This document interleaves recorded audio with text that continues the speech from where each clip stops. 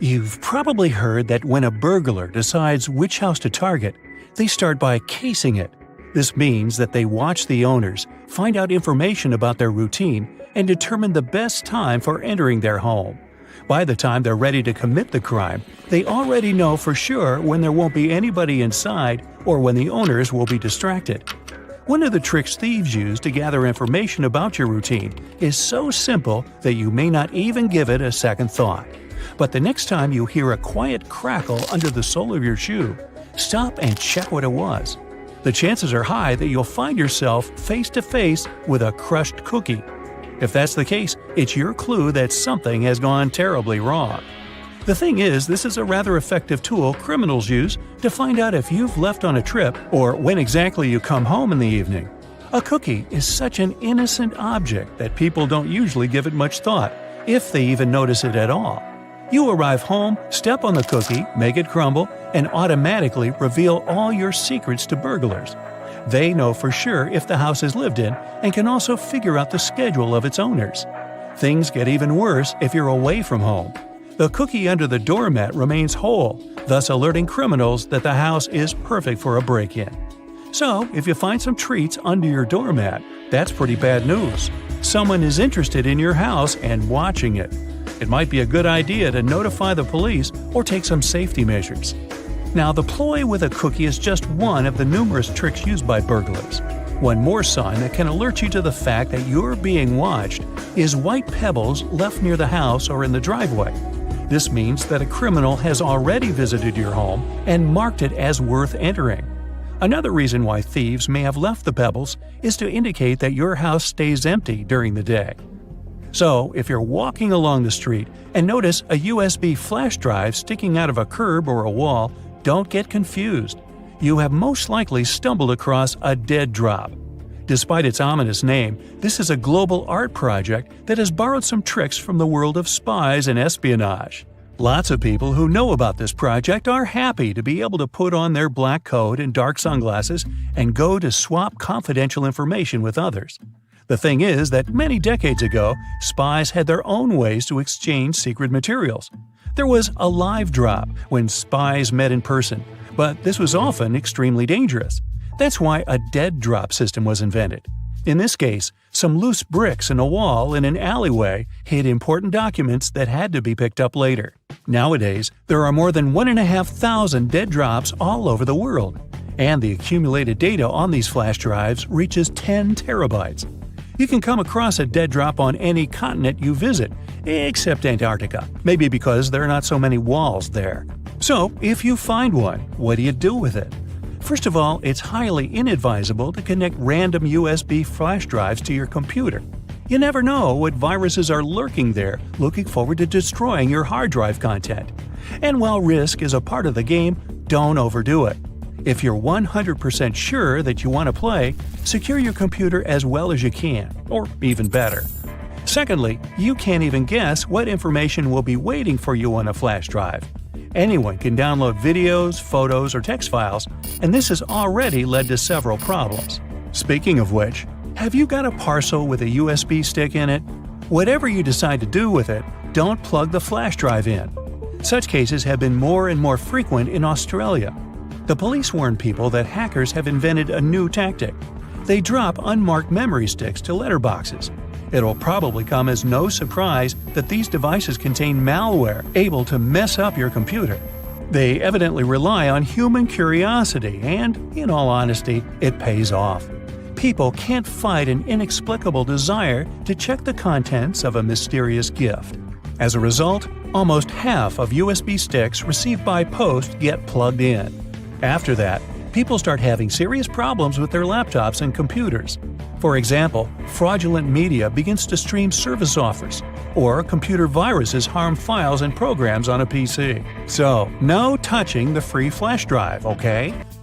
Now, you leave a shopping mall, your office, an airport, and go to the parking lot to find your car. You unlock it and put the key in the ignition. When you're about to start your vehicle and drive away, you see something strange on your windshield. Is that a $100 bill wrapped around your wiper? Oh, you could certainly find a way to spend this unexpected gift. But do you really think someone accidentally put money on your windshield and forgot all about it? Beware, this is nothing but a ruse. Because as soon as you get out of your car to get a closer look at this mysterious banknote, the owner of the banknote will take action. They will get into your car and drive off at a record-breaking speed. Let's admit that no one would turn off their ignition and take their belongings with them if they got out of their car to check the windshield for a C note. As a result, in under a minute, you'll lose your car, your wallet, and your documents, and you'll be left stranded in the parking lot.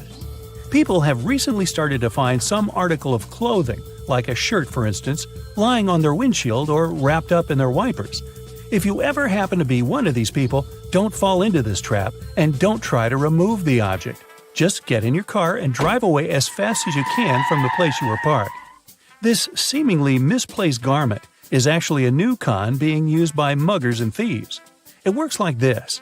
If you see some random piece of clothing that prevents your wipers from moving or obscures your view, your first reaction will be to remove it, of course. But while you're distracted untying it or trying to get it off, the criminal has plenty of time to jump you. The most common place for this sort of scam is parking garages. They're usually badly lit and pretty deserted, which means there are few witnesses around and plenty of dark spaces for the attacker to lie in wait. Now, if one day you come home and notice some graffiti or markings on your door or house, call the police immediately. Even if it just looks like a teenage prank or a simple scratch, it's better to be safe than sorry, because burglars use certain marks to tell other criminals different things about your house.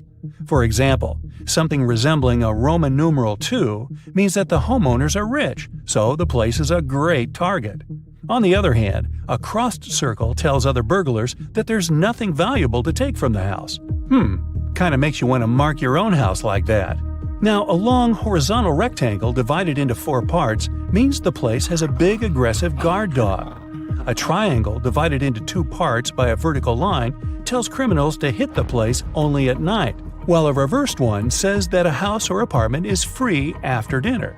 And something looking like a combined A and K lets their fellow burglars know that the house is always full of people. Hey, did you know there's even a fraternity for burglars who love to steal desserts named Iota Grab a Pie? Sorry I made that up. A new trick being used by car thieves, and that's the trick with a coin. They slip it into the space between the door and the door handle. When a car owner thinks they've locked the door with a remote, the vehicle is, in fact, still open. The coin prevents the lock on one of the doors from working. As soon as the owner walks away from the car, the thief has no problems at all opening the door and driving away. Another trick. As soon as there's some public gathering, a big party, or even a busy day at the mall, car thieves make an announcement over the PA system that a particular car, chosen by them of course, has blocked their vehicle in and they can't leave. As soon as the owner comes out to move his car, a group of guys start to act. They assume, and for good reason, that the person is carrying the key to his car. Ah yes, everyone loves a holiday. But figuring out what to pack in your luggage can be a daunting task, especially when you're limited on weight and baggage space. Not to mention, you're likely to do some holiday shopping on your adventure away from home. So, you're gonna need extra space on your return for all those souvenirs you've collected. Accumulating too much weight or bulk can end up costing you a handsome fee with the airline if you're not properly prepared. But you can now relax. You just focus on booking your vacation. We'll take care of your luggage with these handy traveling tips. No doubt your clothes are going to take up the bulk of your luggage. Considering most airline standards permit 1 bag for most local trips and up to 2 bags for longer distances, that doesn't grant you a whole lot of space if you plan on being fashionable on your getaway, especially in the winter. However, this doesn't mean you have to turn your undergarments inside out for repeated use. The key here is to be clever with how you pack. Firstly, you might want to consider how you're folding your clothes. The most space-efficient method to store your wardrobe in a suitcase for travel is to roll up each item. Think of your clothes like those sleeping bags you used to take on your camping trips.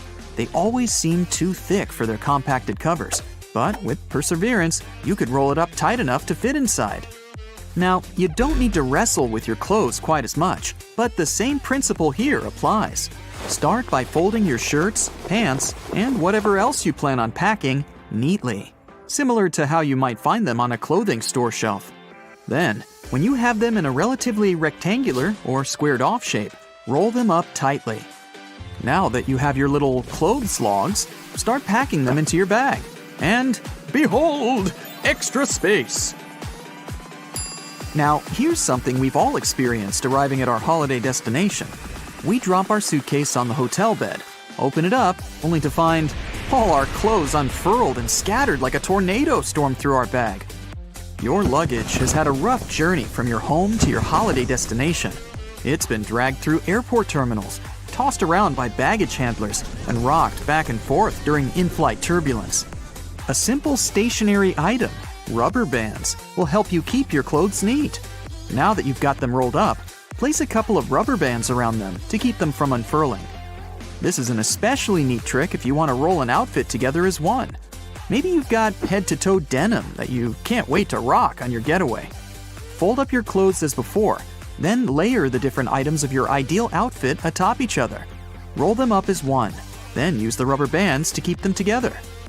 You can preemptively decide your day-to-day outfits before you even board the plane. However, you may still prefer to fold your clothes, especially business or formal shirts and pants. Lucky for you, we have a handy trick for that too. Instead of folding each item individually, we're going to lay it out all on top of each other. Start with your shirts and tops, alternating with one on top and one on the bottom, keeping the necks of your shirts at the center. Work your way down to your pants and smaller items until they're all laid out flat. Try to keep your pants in the middle. Finally, start folding your items in on themselves, with the shirts creating the outer layer, until you end up with a neat bundle, like a present. You should be able to sit your bundle squarely into your bag. Want to save even more luggage space? Instead of putting your undergarments and socks into their own section, try fitting them into available spaces and gaps within the rest of your luggage. If you plan on taking a cap with you, for instance, the inside of your headwear is a great space to store your socks. This applies to other small luggage items too, such as phone chargers and ties. Though keep in mind that you can also lay your ties and belts out flat across the clothes in your luggage to conserve space.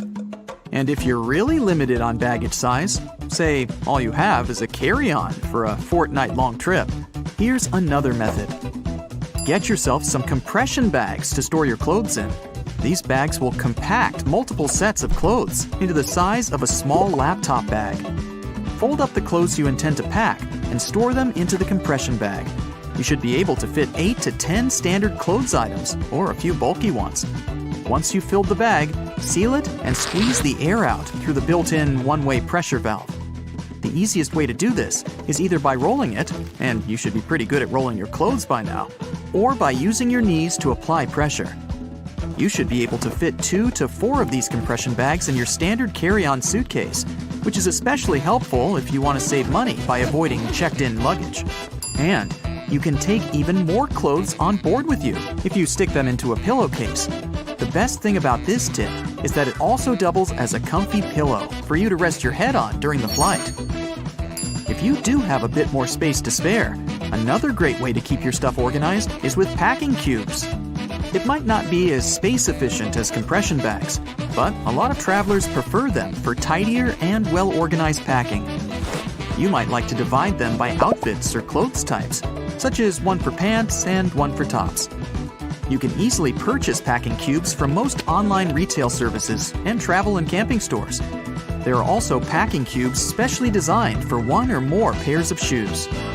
This is a great way to compact the space your shoes would otherwise take up in your luggage, and to keep your clean clothes from coming into contact with your footwear.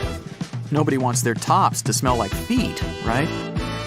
If you're still struggling to bring all your items with you inside your suitcase, there are a couple more tricks that you can use for that extra bit of weight without the extra cost. The most obvious of which is to use your own body. That's right, time to layer up. Pick out all your bulky items and wear as many as you can manage. You can try wearing some shorts under your pants or several layers of your winter wear, such as your sweater, jacket, and coat, all over the top of one another. You might be sweating a little, but most airports and planes are well air-conditioned. You can always shed some layers once you've boarded your flight. At least you'll have some warm wear to snuggle up in if you do get cold up there in the clouds. If you don't want to wear all those layers, there's actually another type of bag you can carry on the plane with you, free of charge. Get yourself a duty-free bag from any of the duty-free stores in the airport. You can even hang on to it for next time. Store all your extra items in your duty-free bag and carry it onto your flight at no additional cost. It's also worth considering what type of luggage you're using. More importantly, how much it weighs. A lot of people forget that the standard 15 pounds permitted by most airlines includes the actual weight of their suitcase.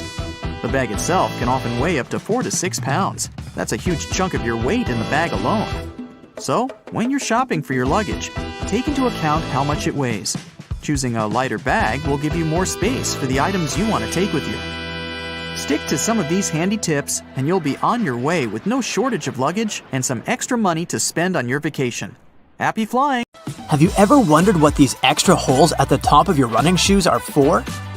They're designed so that you can tie the shoes in multiple different ways.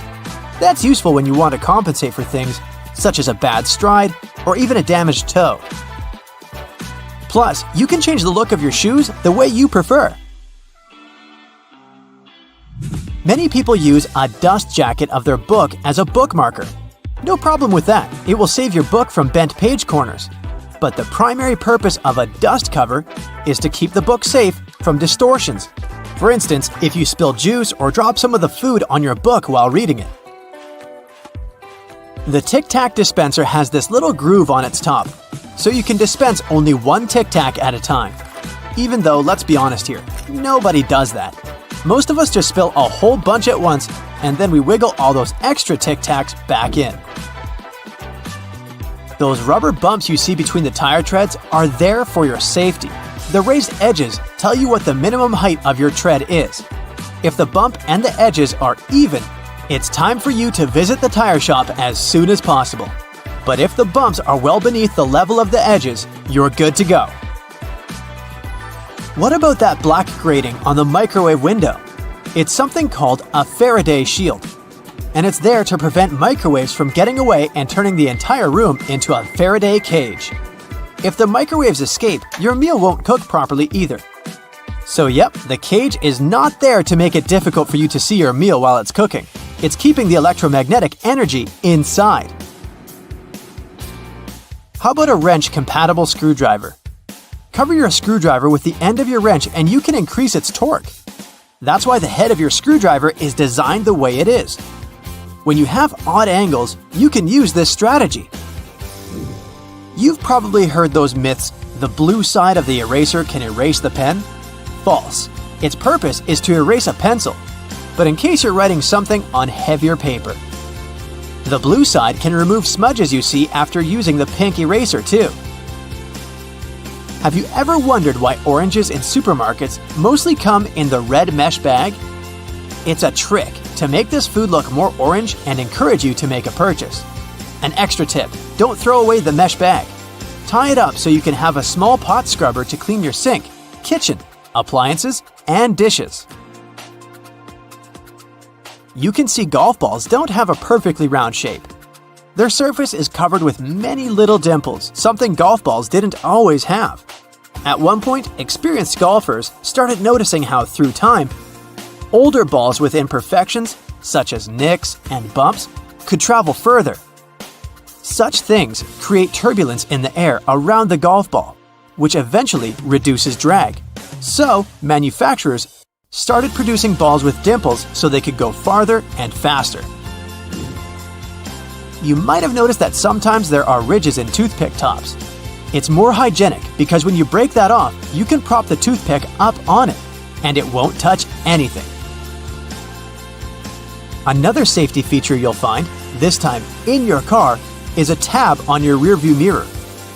With it, you can change the position of the mirror, so you don't get blinded if there's a car behind you with its high beams on.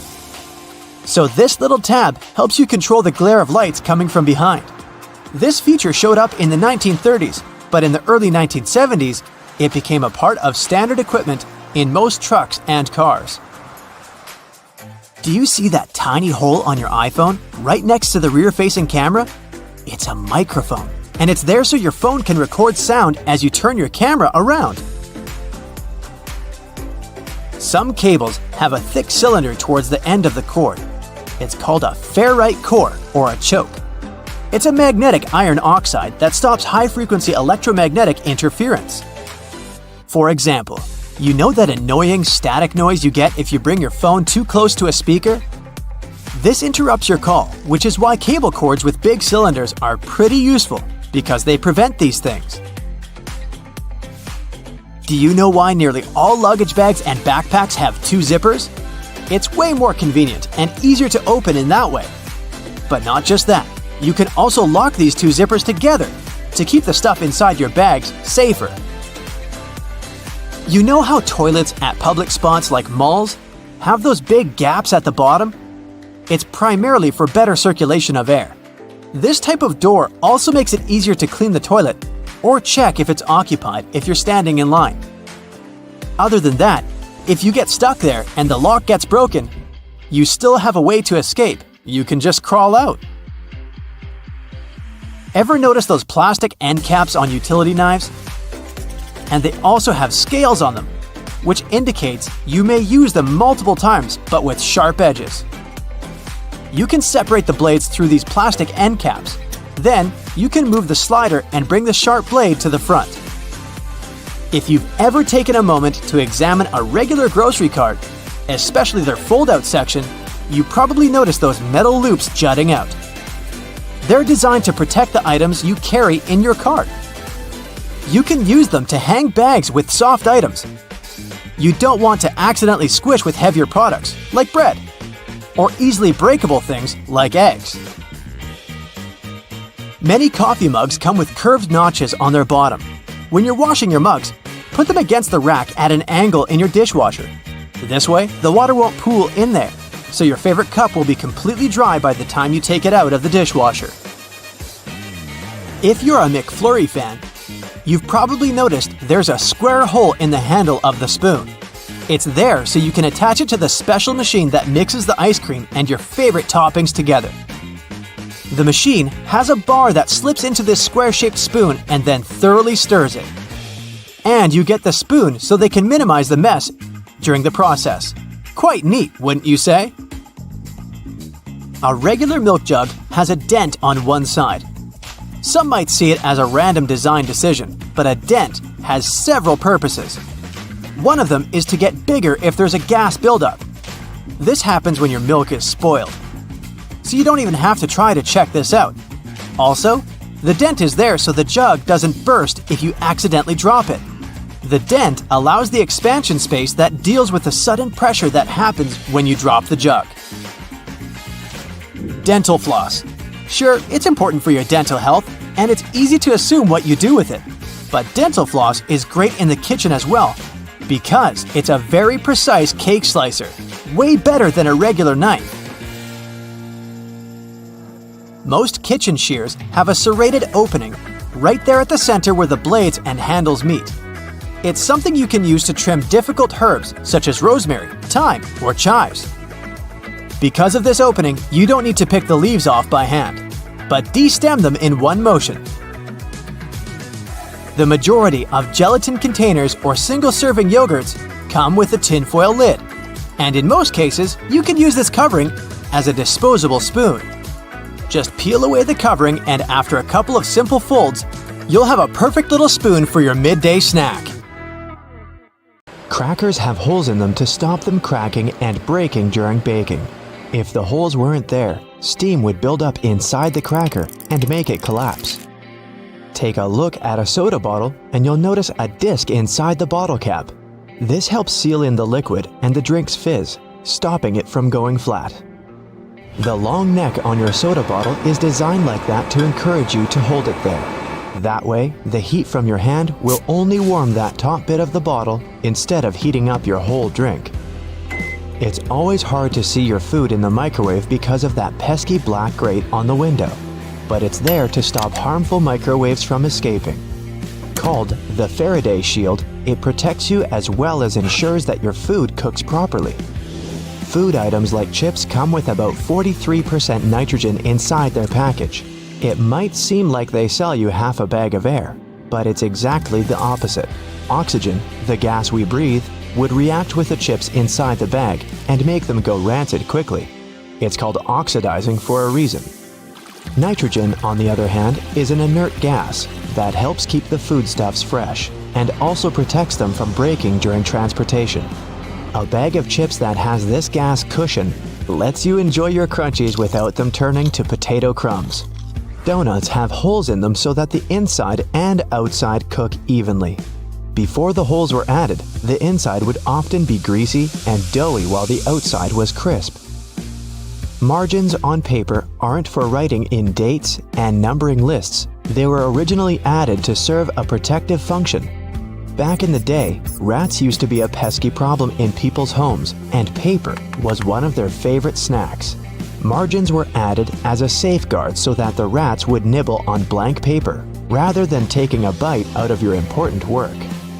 That hole in your hollow lollipop stick isn't to prevent choking should it ever be swallowed. It's actually there to keep the candy in place. Excess candy flows into the hollow tube, and the hole, which when it hardens, keeps the pop in place. If it was a smooth stick, the candy would slide off easily. Vacuums come with so many attachments, but do any of us really know what that one with long bristles is for? It's for dusting and is perfect for cleaning framed art, blinds, and lampshades. What's the difference between a wooden hanger and a plastic one? Aside from helping keep your clothes in shape, cedar wood hangers also repel moths and bugs. Salt isn't just used for cooking. It can get rid of tough smells. Rubbing salt on your fingertips after chopping garlic should remove the smell. It also works on shoes. Toasters have a secret slide in the bottom that can be removed, so you can clean out all those annoying breadcrumbs. If you ever had problems with popping chocolates from the box, look at those little holes around them. They're there to help you. If you push a hole right next to the candy, it'll jump out easily. When you take a sip from a coffee cup with a lid, it decreases air pressure inside the cup, so air tries to get in. The tiny hole on the lid allows air to enter that way, so liquid can smoothly pour out the main hole. More on beverage lids. The small button on them let restaurant workers, and customers too, understand what's in a cup. Near each button, there's a name. Just look at which one is pushed down. The numbers on the fruit stickers tell you how exactly they were grown. If there are 4 digits and the first is 4 or 3, the fruit has been sprayed with pesticides. If there are 5 digits and the first is 9, the fruit has been grown organically. If there are 5 digits and the first is 8, the fruit has been genetically modified. When you're on your way back to the car after bagging up everything you bought, use loops on a shopping cart to hang the bags. Now, softer items like bread, eggs, fruit, and veggies won't get squashed by the heavier goods. If you don't have anyone to hold the other end of your tape measure when you try to measure something, tap a nail on it. Now, simply hook your tape on it using the tiny hole all tape measures have. The square-shaped spoon that goes with a McFlurry helps to mix the ice cream toppings through the dessert. The spoon hooks directly to a machine and spins around. Padlocks that are used outside quickly get out of order because of rain. See this little hole in the bottom? It's made for pouring engine oil inside. Do this and the key will again turn in the lock without any difficulty. You keep banging the bottom of a glass ketchup jar, but nothing's coming out. Here's a little tip. Turn your ketchup bottle at an angle and tap on the middle of the neck. In many fast food restaurants, customers fill tiny folded paper cups to get a portion of ketchup or mustard. Here's the news. The cups are supposed to unfold and turn into small paper platters to hold a great deal more sauce. That little hole on the handle of a pot or a frying pan isn't just for hanging them on the wall. During cooking, put the end of your utensil in the hole, and it'll be propped over the pot to save your kitchen from extra mess. The blue or any other dark color bristles on your toothbrush are meant to remind you when it's time to get a new one. If you see that bristles have become pale, change the toothbrush or its head. An extra hole at the upper part of the sink has multiple hidden functions. First, in case someone forgets to close the tap, the water won't overflow and the bathroom won't get flooded. Second, thanks to that hole, the water drains faster as it gives an escape for the air, helping the water flow down. Most metallic zippers have a hidden lock inside them to save you from awkward situations, such as an undone fly. Don't leave the zipper handle in an upward position. When you pull it downwards, it automatically locks. It's all thanks to those tiny grooves hidden underneath the handle. Spoiled milk emits gases, like most foods when they go off. A classic plastic milk jug has a concave shape on one side, so when the gases expand inside the jug, it expands too, and the concave shape curves out. Also, if you want to save some milk for later and freeze it, the jug will expand when the milk gets solid as well, occupying more space in a jug.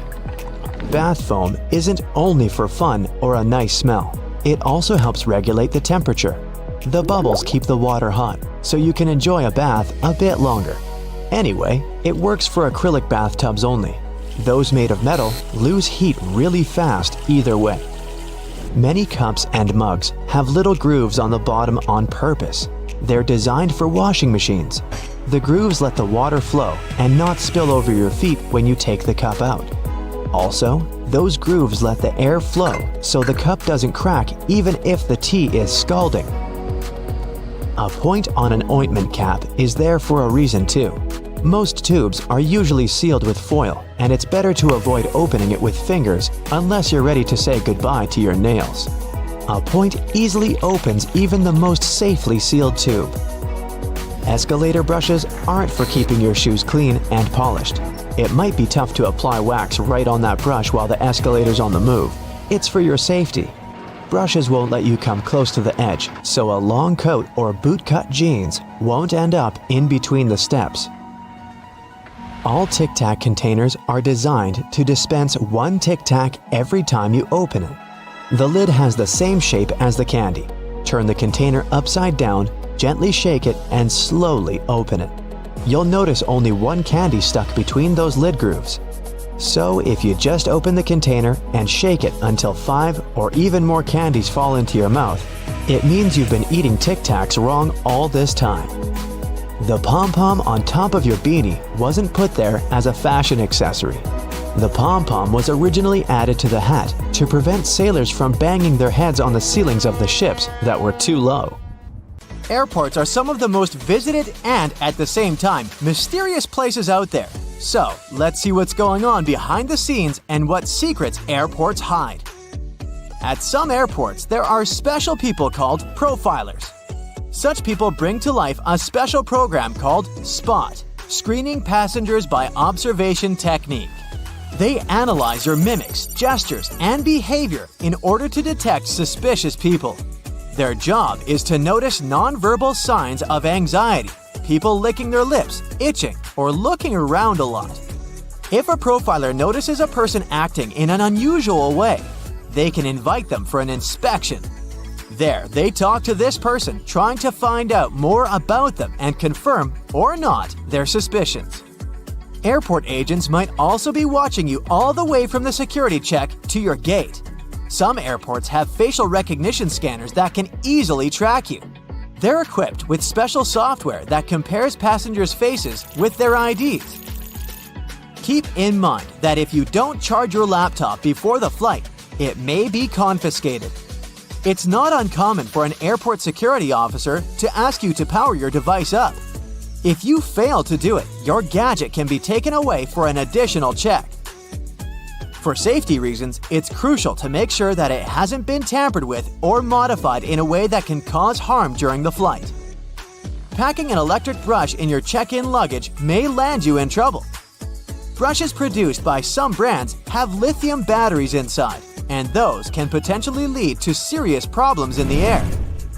That's why leaving your electric brush in your checked suitcase isn't an option.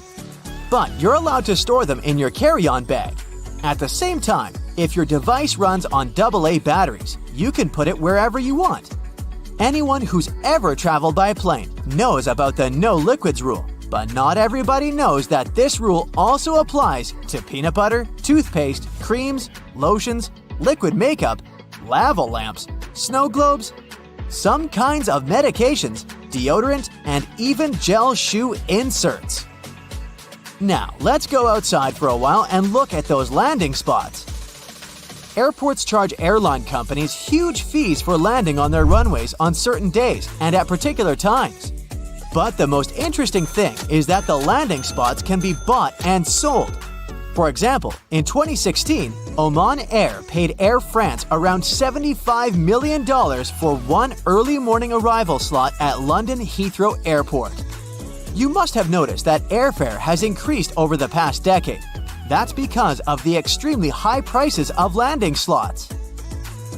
Dispatchers don't only control the planes in the sky, as you can often see in the movies, but they also look after their movements on the ground. They also control the lighting on the runways. There's 3 types of air traffic controllers: en route, terminal, and tower. Each of these dispatchers has their own area of responsibility. One dispatcher has about 5 monitors, and the information on them is constantly changing since the monitors show weather conditions and information about other planes. You know how it sometimes goes. You come to a security checkpoint, and all of a sudden, it turns out you have something prohibited in your carry-on. But worry not, you still have a chance to save your favorite penknife. At some airports, there are on-site postal services, and you might have an opportunity to mail your belongings to any address you provide. But the mailing fees are pretty high. Plus, certain items are prohibited, and the postal service won't deliver them. Airports can be selling your lost luggage right now. Of course, I don't say that there's no chance for you to get back your suitcases that's traveled to a different destination, but just as likely, you might not see it again.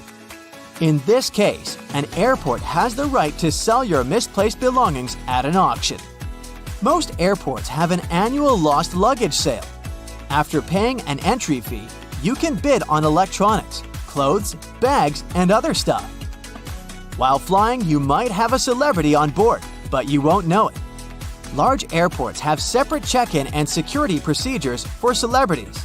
They often board the plane directly through a hidden door located beside the jet bridge.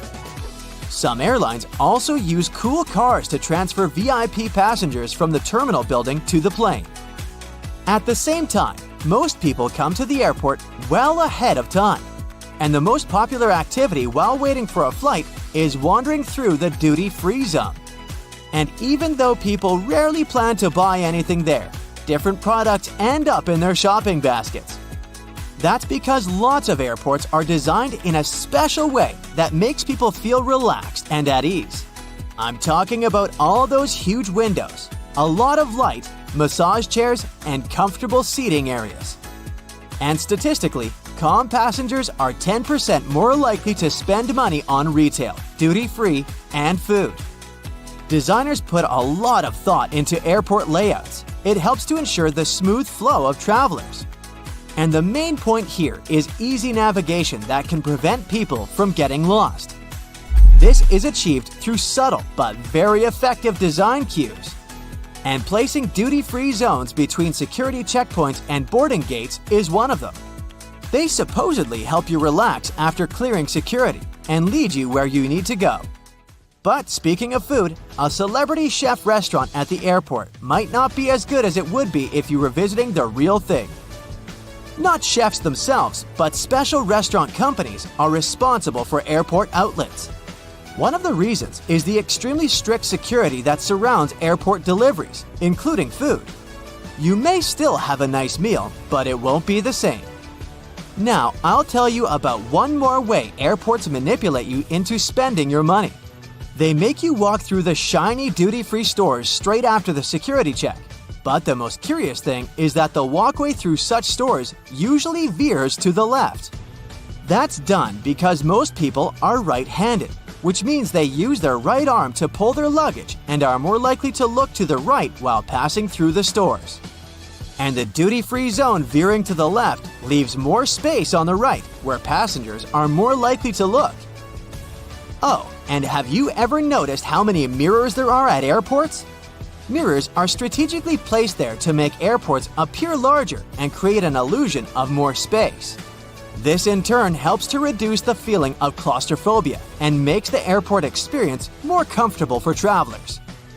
If you have an opportunity, don't exchange cash at the airport. You'll never get a good rate there.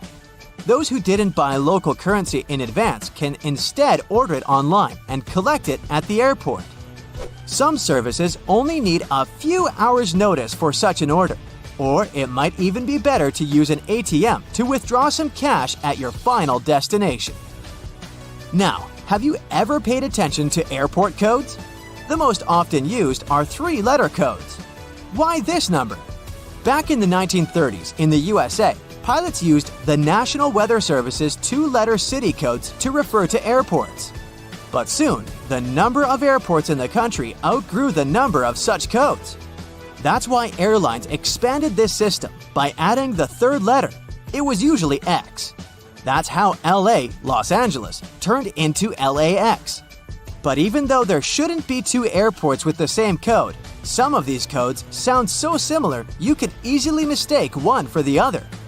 For example, look at this airport with the code CGP in Bangladesh. And here we have CPG. It's the code of an airport in Argentina. It's dangerously easy to fly to the wrong place, so pay attention. Many airports have carpets at their gate areas. This nicety usually comes with a few other perks: lower ceilings, comfortable seats, and pleasant natural lighting. All this costs more for airports, and carpets are not so easy to clean as hard floors are. But they create a cozy feeling for passengers waiting for their flight, making them more relaxed. Still, it isn't a gesture of goodwill on the part of airports. According to social research, calm passengers are about 7 to 10% more likely to go window shopping and actually buy something in the lounge area or duty-free zone. So, by investing in the passengers' comfort, airports actually increase their own income. If you ever wanted to know what happened to your baggage while you're on board a plane, the short answer is that airport staff don't actually know once it leaves their territory, and they probably really don't care. Sorry. Baggage is sorted automatically. Scanners scan the barcode and sort the baggage according to its destination.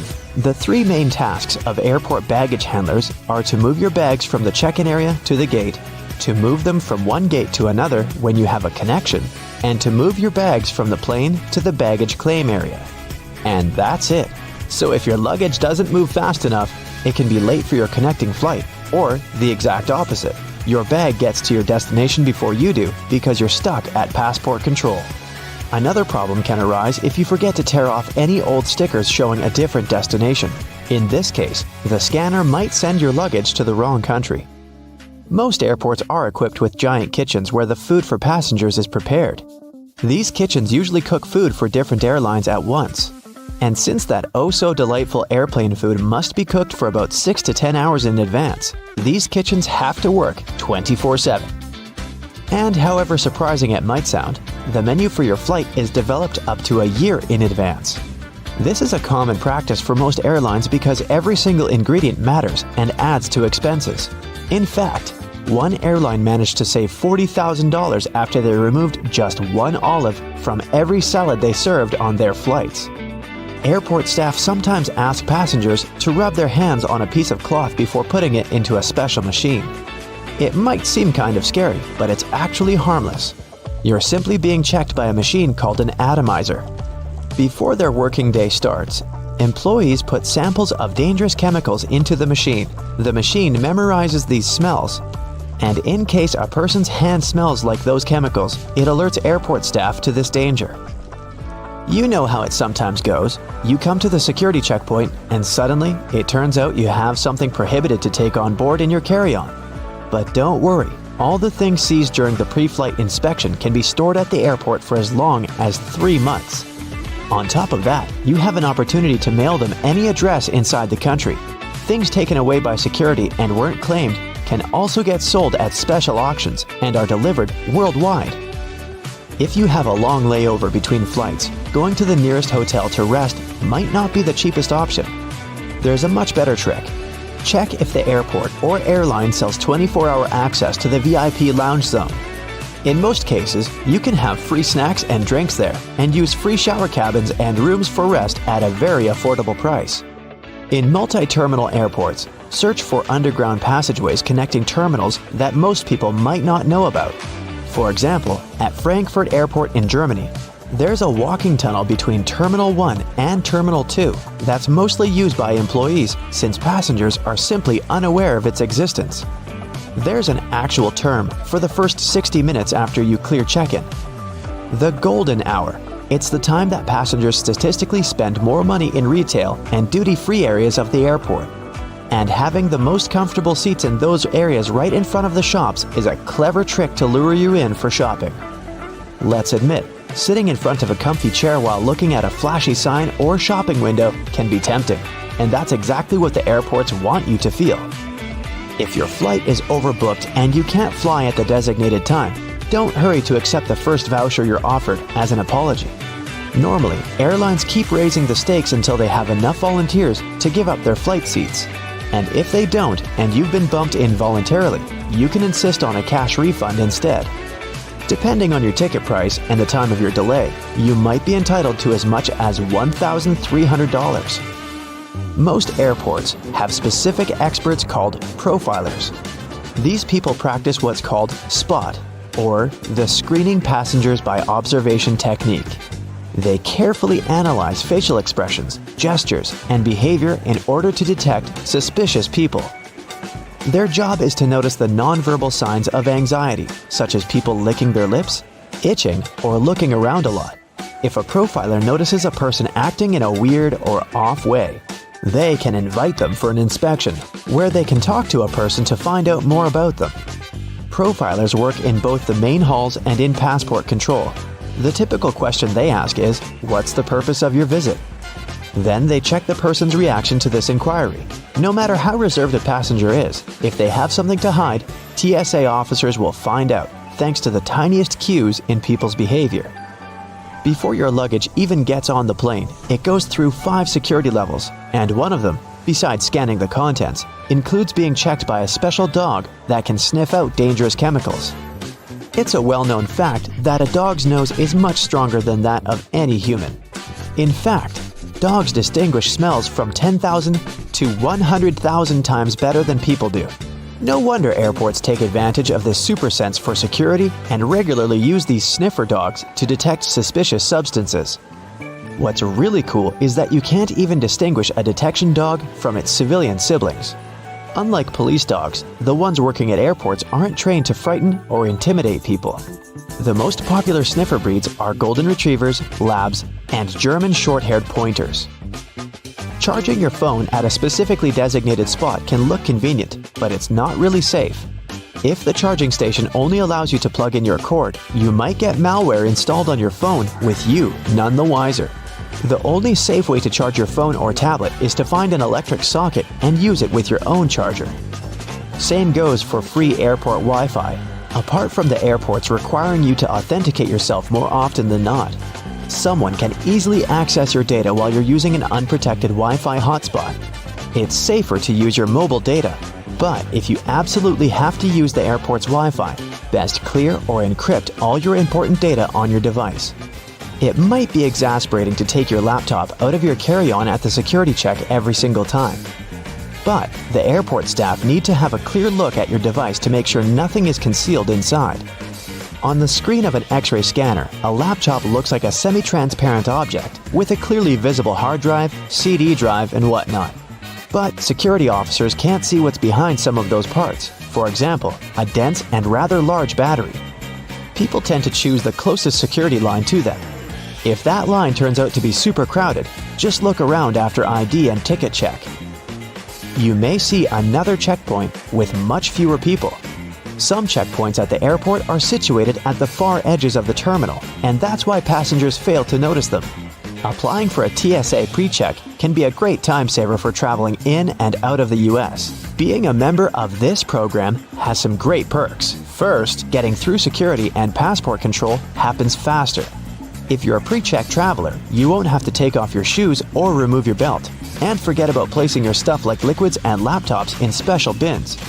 If you aren't flying to or from the US, Then you can look up similar services available in your country. If you're flying economy class but don't like it, who does? Check in online and check out the seating options about 4 days before your flight. It's about that time that airlines typically start upgrading seats, and you might get an upgrade to business class for a small fee or even sometimes for free. You can also ask for an upgrade when you're already at the airport. Most people forget about this opportunity or simply don't care, so you might just get lucky. Road and construction workers are usually dressed in orange because the bright orange hue is visible even in bad weather. It's the most effective color to attract attention and alert people. No wonder lots of safety jackets and traffic cones are orange as well. The stop sign has an 8-sided shape to help drivers recognize it easily, even if they see it from the back. And when the signs weren't reflective yet, the octagon shape prevented drivers from confusing the stop sign with any other at night. The rumble strips on the side of the road are placed there to alert drivers who doze off behind the wheel. When their tires move over these strips, the noise and vibration work like an alarm clock. There are magnetic locks on fuel hoses at gas stations. They come in handy if someone drives away with the gas nozzle still attached to their car. In this case, the lock detaches the hose automatically. Oh, that's embarrassing. Gasoline looks like a rainbow in a puddle because it can't mix with water. It forms a thin membrane over it. When light reflects from it, and the water at the same time, you've got a rainbow. A triple handle on a jerry can is there to make it easier for 2 people to carry it and distribute fuel evenly. Gas cans often have a second hole that actually needs to be uncapped too before you pour the gas. The air passage will prevent it from pouring out, so no more fuel waste. Most gas cans have 2 holes with caps, a bigger and a smaller one. You're supposed to uncap the smaller hole before pouring gas inside the bigger one. It'll prevent the liquid from glugging and spilling all over your clothes and the ground. Another little thingy we often neglect is a point on an ointment cap. Most tubes are usually sealed with a plastic film or foil, and opening it with your fingernails isn't the best idea. A point easily opens even the most safely sealed tube.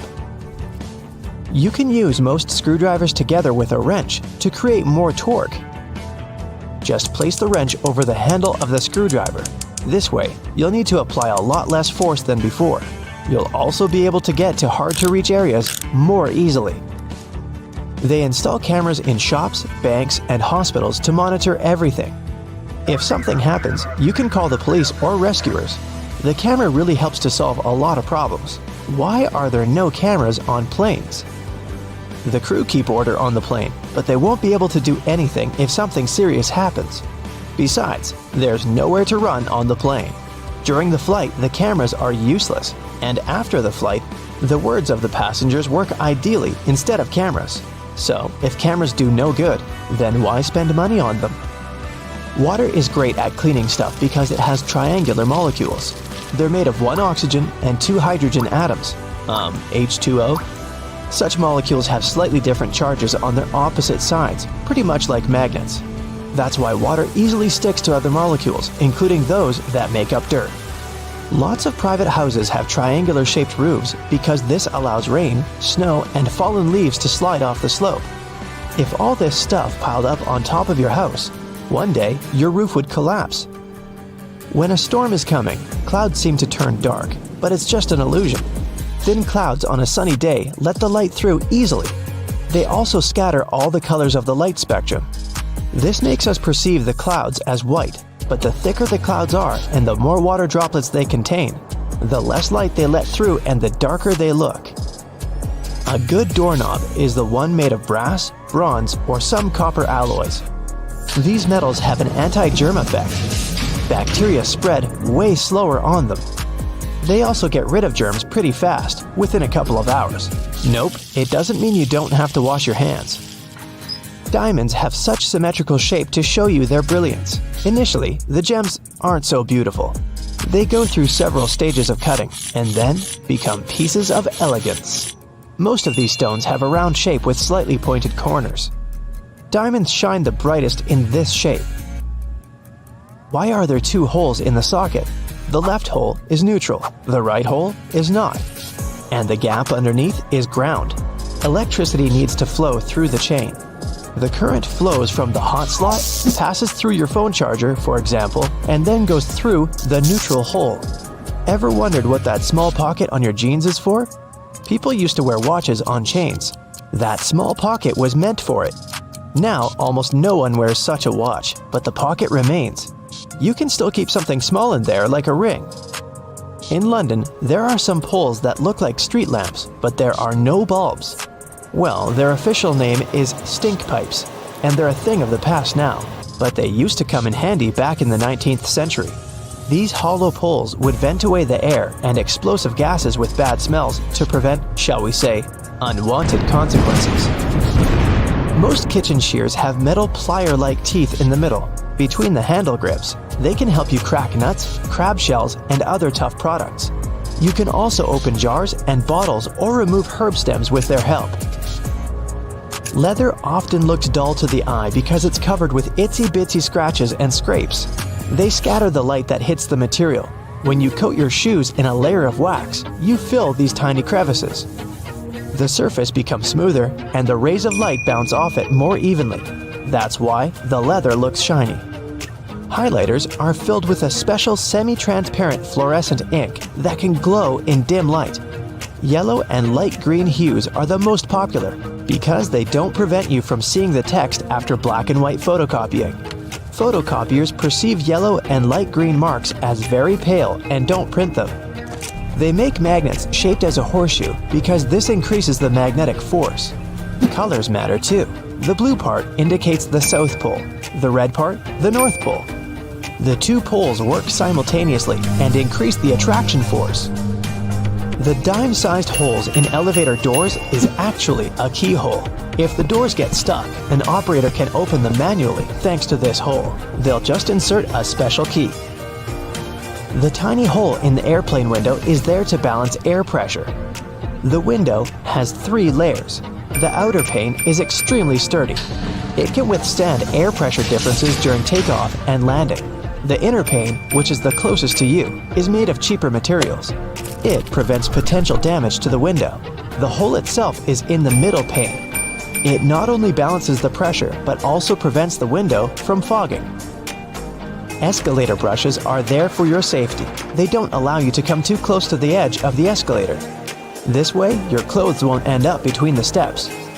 You see the sun as yellow or orange because the atmosphere of our planet scatters such colors as blue, green, and violet. This is also why the sun looks warmer at sunrise and sunset. Go shopping for some oranges and I'm sure you'll get them in a red mesh bag. You'll rarely see them lying around without one of those. It's pure marketing, and that color isn't a random choice. When packed in a red mesh bag, oranges appear more orange, fresher, and more appealing to you. So, you're more likely to buy them, right? Lemons are usually sold in green mesh bags for a similar reason. If you pack them in red, they'll appear more orange. Green goes better with yellow and makes those lemons stand out. Mattress manufacturers make a limited number of different mattresses, and the only way to make them look different is to come up with a fancy stitching pattern. 2 mattresses of 2 different companies might be the exact same quality, but cost differently. Most people will never know it and will decide that different patterns mean something in terms of quality. So, when shopping, don't mind the pattern at all. Almost all hotels have white bed sheets. They choose this color specifically to show how high their standards of cleanliness are.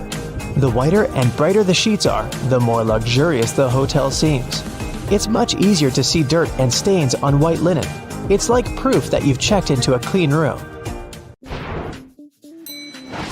That little yellow hook you can see from the airplane's window if you're sitting next to the wing is there to help you in case of an emergency landing. Inflatable slides can only be deployed from the emergency exit doors in the front and the tail of the plane. In the middle, the passengers would have to walk right out on the wing and get to the ground from there. But jumping from the plane wing isn't safe because it's just too high. And here's where those little yellow hooks come in handy. The flight attendants tie ropes from the doors and through the loops for the passengers to hold onto. This way, everyone can safely get to the ground without injuries. Now, you want to try to avoid cozying up under airplane blankets. Some airlines only wash them about once a month. Better use your own travel blanket, a scarf, or a jacket, and always remember to wear your shoes while walking around the plane. That carpet on the floor can't and won't be cleaned to perfection between flights. It's just too much time and effort for the cabin crew. The dirtiest place on a plane isn't the bathroom, it's your tray table. It has 8 times more bacteria than an onboard toilet flush button. Now, in case of emergency, oxygen masks only have enough airflow to last for about 15 minutes. Luckily, it's just the amount of time a plane needs to find a suitable landing place or to at least descend to the altitude where people won't need oxygen masks anymore. You may wonder why you're asked to lift your seat back and close your tray table before takeoff and landing, but it's for your own safety. A reclined seat is comfy for you, but it makes it harder for the passenger behind you to get out of their seat, which is crucial in case of an emergency. The lower tray table is the same way, only this time it's you who won't be able to stand up fast enough if anything happens. Besides, the tray table prevents you from assuming the secure position in the event of an emergency landing. This position requires you to bend over in your seat, put your head between your knees, and cover the back of your head with your hands. Imagine doing that while your tray table is open. If you look around the cabin, you'll notice little black or red triangles around the midsection of the plane. These stickers let the flight attendants know where the airplane wings are located, so they can immediately look out the right window to see if something is amiss outside. You shouldn't lower the window shades while taking off, taxiing, or landing for 2 reasons. First, the flight attendants must always be able to monitor the situation outside, and open shades help them with that, obviously. Second, if something's gone wrong on board the plane while it's on the ground, for example, a fire, the ground crews won't be able to see it and evaluate the situation before going in unless the windows are open. That tiny hole you see at the bottom of any airplane window isn't there to scare you nuts. In fact, it helps keep the pressure from the inside and the outside of the window equalized. The hole itself is only made in the second layer of glass, and there are 3 of them overall, which also helps with security, by the way. Even if the outer glass breaks, there will still be 2 more to keep you safe. Now, you might see flight attendants touching the overhead compartments while they're walking along the aisle, but that's not exactly what they do. Right beneath the compartments, there's usually a handrail that goes all the way through the cabin, so you can also use this trick to stay firmer on your feet in the aisle. The pilots dim the lights in the cabin during nighttime, not for you to get cozy and sleepy. Our eyes have a hard time adjusting to darkness in the first few minutes of sudden lights out. And in the case of emergency, every second matters. So the lights get dimmed to let you get used to darkness in case something happens and you have to act fast. Pay attention to the aisle floor too. If there's an emergency landing at night, there will be 2 luminescent strips along the aisle showing you the way to the exit. Follow them to get safely out of the plane. Flight attendants also suggest counting the seats between you and the emergency exit once you're seated. This will help you navigate in case there's no other guidance available. If a lightning bolt hits the plane, the passengers won't feel it.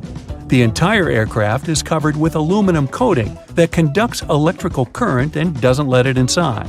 This protection is tested using a lightning simulator. Airplane windows are round because the air pressure is evenly distributed this way. If the plane's windows were square, strong air currents would accumulate in the corners of the windows, depressurizing the cabin, and that's bad.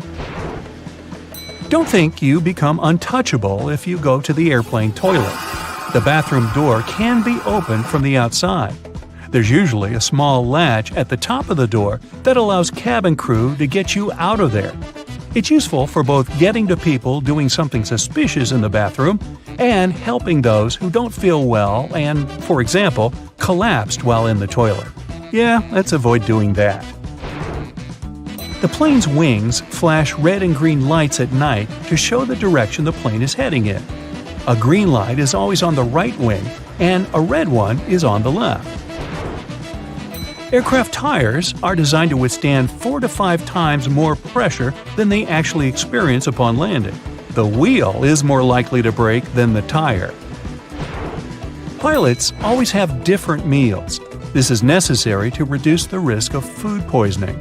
The flight can still go well if one of the pilots has gone down because of a stale burrito, but not if it's both of them. And try not to both of you eat the fish. Some airlines don't allow pilots to have beards. Facial hair can prevent securely fitting the oxygen mask, and pilots must always remain conscious. The seats are blue in most aircraft because this color soothes people. It's also easy to keep clean. The rumbling noise you hear after boarding the plane is luggage being loaded on the plane. The compartment is right beneath the cabin, so it can sound quite loud sometimes. On most flights longer than 7 or 8 hours, pilots have access to a specially designed rest seat in or near the cockpit. Flight attendants typically have a section of the cabin reserved for them, and it's sometimes separated from the passenger areas.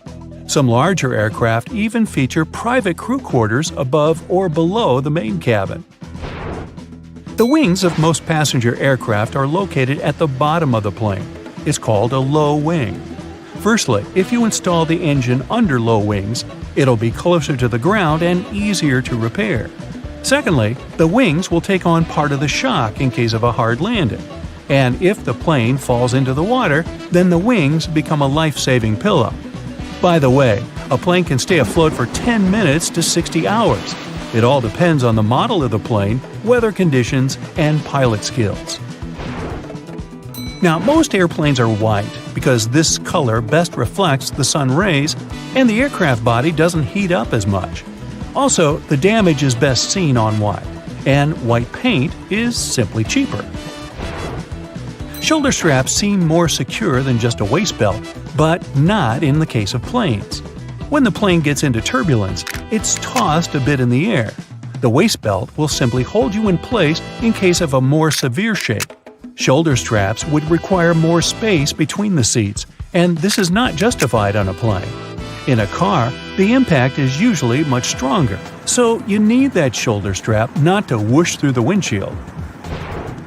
Flight attendant seats do have passenger straps, but that's because they are much less comfortable than passenger ones. They're narrower and positioned facing the passengers. Flight attendants need extra protection simply not to fall off their seats if the plane shakes hard enough. Also, they have to help and direct people during potential evacuation, and for that, they need to be in top shape. Now maybe you've noticed that you always enter the plane from its left side. Firstly, the captain usually sits on that side. This way, it's easier for the captain to align the plane with the terminal jet bridge. Also, the aircraft is fueled and loaded with the baggage on the right side. If passengers come from the left, the crew can do their job undisturbed. If you look at it on the street, you'll think a fire hydrant is about 3 feet in height. But the actual size of the device used to provide water supply to firefighters all over the world is twice as large. That is, if you count the rest of the hydrant, which is hiding underground. They're mostly red, and it's not just a matter of urban design. First of all, they need to be of bright, easily noticeable colors so firefighters can spot them fast when they need to. The choice of color depends on how much water the hydrant can hold. It can sometimes vary depending on the location, but here's the breakdown. A red fire hydrant can splash 500 gallons of water per minute, while an orange one at least 1,000 gallons. Green ones mostly process 1,500 gallons of water per minute, and the most plentiful ones colored blue can generally contain over 1,500 gallons. Hey bowling fans, isn't it super annoying when your bowling ball gets cracked? Turns out that most of them get damaged because of incorrect storage or spikes in temperature. Now come on and face it, since it's already cracked a bit, aren't you curious what's actually inside the bowling ball? 'Cause I sure am. Let's have a look. They mostly make the inner core of the ball of powdered metal oxides, like calcium or iron oxide. They mix them with some resin and catalyst to harden the whole mixture. So that light bulb shape you now see inside of the ball is actually its heaviest part. It also influences how your bowling ball rotates when going down the lane. The same goes with spray paint cans. When you shake it, it makes a weird noise. But what is that thing in there? It's called a pea, and it's meant to hold the paint mixture in place and maintain its shape. They generally make it out of plastic, metal, or ceramic. It basically acts as a whisk to make sure your paint is well mixed together before you apply it to your surface of choice. Ever wondered how soda bottles keep that refreshing fizz for that long? Well, they have a little plastic ring fastened to the lid. They place it there to keep the gas from escaping and making the soda go flat, even if you shake it around in your bag the whole day. Speaking of things we use on a hot summer's day, wait, don't put your baseball cap on just yet. Take a look at it for a minute, and you'll notice there's a small button on the very top. Is it functional, or is it just there for the sake of design? Way back when people started using fabrics to cover their heads, some say the button was actually functional. Since it's on top of the cap where the fabric panels come together, the top button helps keep the cap crown in one single piece. Now, with recent advances in fabric and pattern design, the button is more of an aesthetic feature. It's used to cover up the joint point of the fabric panels. Your cap might not have a button at all, but don't you think a cap actually looks better with one? Cotton pads have two sides, and if you take the time to look at them carefully, they're actually different in texture. Just in case you've ever wondered why, the textured side is for applying makeup, and the even side is for removing it. Bookworms, this one is for you. Dust jackets that come with a lot of hardcover books are not just meant to make your book look pretty, they also double as a bookmark. Just fold the pages you've already read underneath the inside of the jacket, and voila! Next time you reach out for your favorite shirt, take a look at the top buttonhole. It should be stitched horizontally, and all the other ones are vertical. Turns out that the dress shirt was designed this way since the first and the last buttons were the first ones to unbutton throughout the day. They then changed the direction of the buttonhole to ensure the shirt would stay nice and fitted before you're ready to take it off. These days, we have so many variations of this awesome dessert that it's hard to imagine we've ever lived without it. You can find different types of cookie dough ice cream or even chocolate chip cookie cake basically everywhere, but the famous cookie wasn't actually invented until 1930. The story goes that a woman named Ruth Graves Wakefield was preparing some chocolate cookies as she was waiting for some guests to arrive. She soon figured out she was out of baker's chocolate, a crucial ingredient for the classic cookies. To fix things up, she chopped up a block of semi-sweet chocolate, thinking it would eventually spread out evenly throughout the batter, given the heat of the oven. Things didn't necessarily go as planned. But hey, it's great they didn't, because this is how she invented this modern dessert we now can't get enough of. And speaking of popular snacks, the potato chip is even younger than the chocolate chip cookie. Well, at least historically. There are many stories trying to explain how it was invented. One of them goes like this. A chef named George Crumb, based in New York, put the chips together in 1953. He decided to try a different cooking solution when one of his customers didn't have nice things to say about his French fries. He said they were too thick and kind of mushy. Then, Crumb came up with potatoes that were thinly sliced and fried until brown. People absolutely loved the dish, and they welcomed the first ever batch of chips with open arms. Ice cream, anyone? If the story is true, back in 1904 at the St. Louis World's Fair, one ice cream shop owner ran out of cups to serve his dish. So, he fashioned a waffle into the shape of a cone, and the rest was history. Okay, I'll admit it, chewing gum-like treats have been around since the ancient Greeks. So this one isn't particularly a revolutionary discovery, but the actual gum we buy today wasn't there until the late 1800s. An American inventor named Thomas Adams wanted to mix together different chemicals to create rubber. He tried and failed, for that matter, to play with chicle for his experiment, but ended up fashioning this neat treat.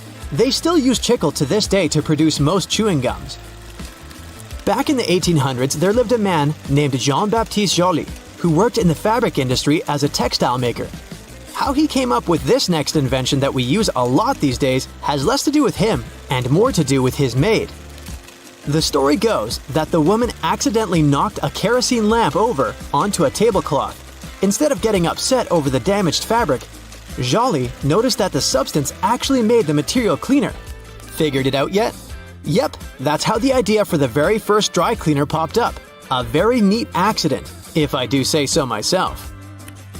Now this one I loved. Did you know matchsticks were initially called friction lights?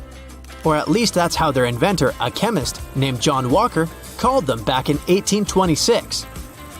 He scraped a stick coated in chemicals across his hearth totally by accident one day and realized that they ignited and created a spark. Initially made out of cardboard, they were then made using wooden splints and sandpaper. Back in the 1940s, a man named Harry Coover stumbled upon a chemical formulation that seemed to stick to everything it touched. The scientific community at the time didn't look much into it, as the formula didn't seem to have many applications back then. It wasn't until 1951 that he looked a bit more into the formula and decided to repurpose it, along with a fellow Eastman Kodak researcher named Fred Joyner. They gave it a proper full name. But you must know it by the shorter version: super glue.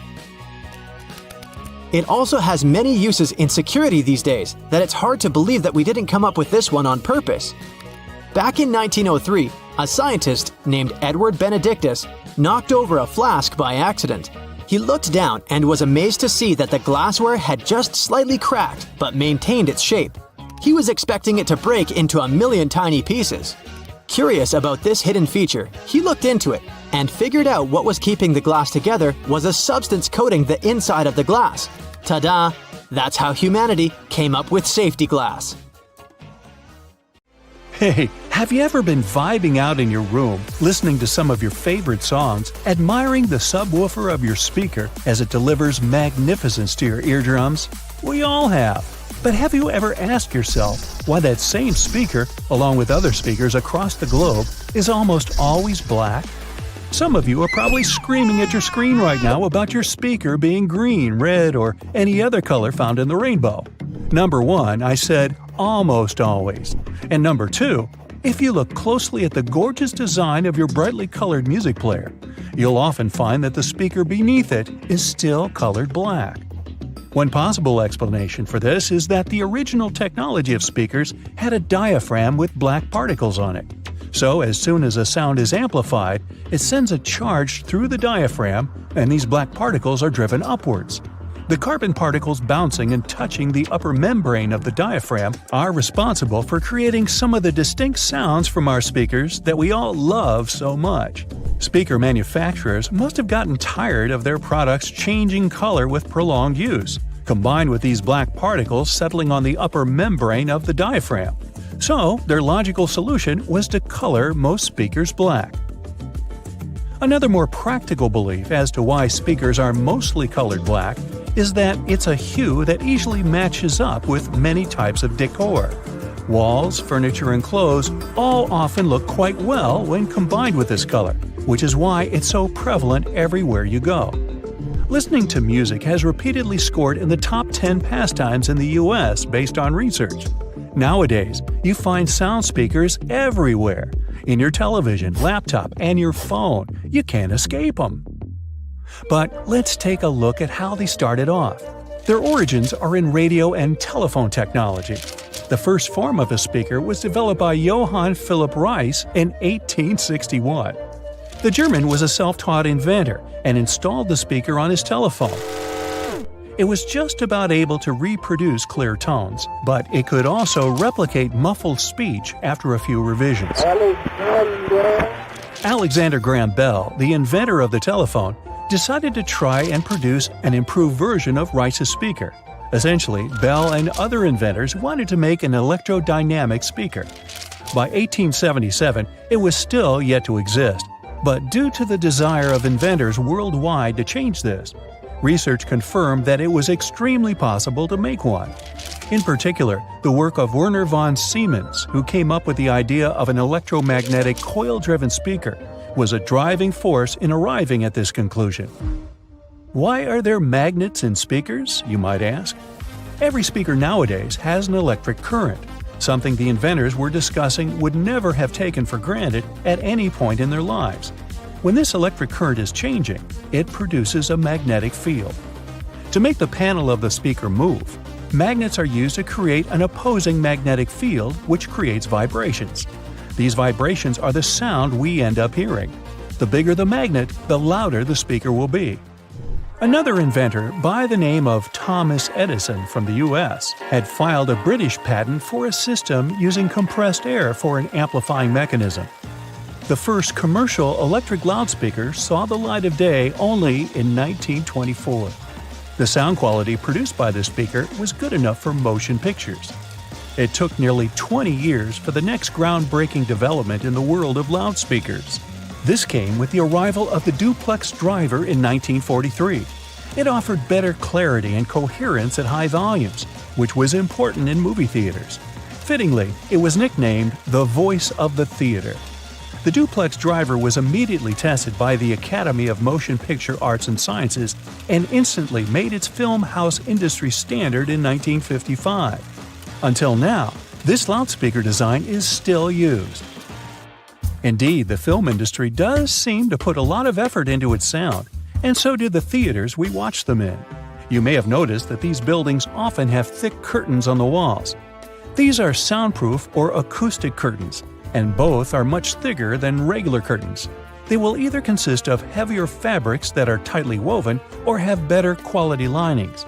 This means that these curtains will absorb sound and reduce the acoustic reflection off the ceiling, windows, and flat walls of the room. This ultimately creates a much better sonic experience. The carpet floors are so thick in theaters for the same reason. It helps to trap sound by providing insulation. From a practical standpoint, this carpet is also set up to prevent the sound of footsteps during film screenings. This concept of trapping sound is also the reason why putting a phone inside a cup will make the phone's speaker seem louder.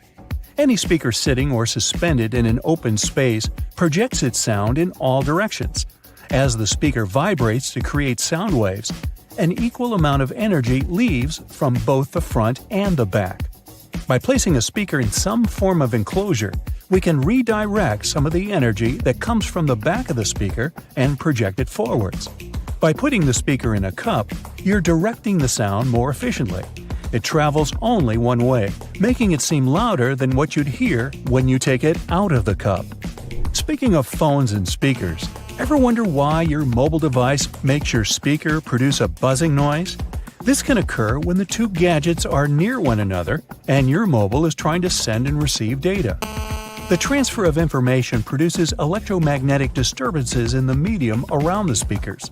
It creates noise in the audio, and as a result, you can hear the buzzing sound coming from the speaker. A simple way to protect the amazing vibe your speaker is creating for you from this irritating buzzing noise is just to move your phone away from your speaker, or vice versa. This will eliminate what is officially known as electromagnetic interference. Research across America shows that, on average, 74% of people own 2 or more pairs of headphones. 46% of them mention they listen to their headphones for more than 2 hours per day. Some choose the headphones by their looks, others by the sound quality. In either case, finding the right pair is important, since a lot of people are willing to spend over $100 on it. Headphones have become a true fashion accessory. That's why well-known figures are trying to make an impact in the headphone industry like it's the fashion industry. Music moguls Dr. Dre and Jimmy Iovine came up with the idea for the now world-famous Beats by Dre headphones brand. They were walking along the Pacific Ocean one day in 2006 discussing a sneaker deal as they had an offer on the table from a major brand in that arena. After some discussions, they decided they wanted to do something they were more passionate about and landed on headphones. The duo's idea turned into a brand that was purchased by Apple in 2014 for $3 billion. It was the largest deal in Apple's history, and Beats by Dre controlled 70% of the headphone market at the time of signing. The move allowed Apple to take over the headphone space. The release of their popular wireless AirPods headphones in 2016 was another reason it happened. But how do these popular wireless headphones that many of us own actually work? These headphones rely on internal batteries to have enough power to remain wireless. Most often, they have conveniently built-in rechargeable batteries, but sometimes they keep going thanks to standard AA or AAA batteries. They receive wirelessly transmitted signals from their paired audio sources, be it your phone or laptop. These signals are encoded by the source device and transmitted most commonly via radio frequencies or infrared carriers. The headphones receive the signal and decode it to audio.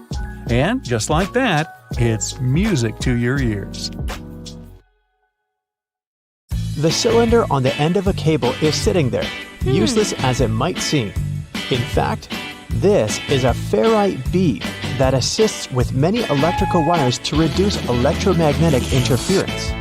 Electrical wires act like unintentional antennas, broadcasting the EMI. There's a reason why the spinning wheel inside their microwave is circular. A circular object will evenly distribute the heat as opposed to a rectangular and square one. When you place containers of these shapes inside, the energy is focused on the corners rather than spread evenly like in a round container. The temperature gauge on a toaster is commonly used to determine how crisp you like your toast, but the other, more specific use for the gauge was for the different types of bread. White and sweet types of bread heat up much faster as opposed to heavier brown and rye ones. The older bread is, the more time it will need in a toaster to ensure the golden brown result you're looking for. Most ovens give you the option of leaving the door ajar when broiling a dish inside. You probably think the goal here is to help cool down the oven after use. In reality, its purpose is to focus on cooking the top of the dish and to ensure a crusty layer.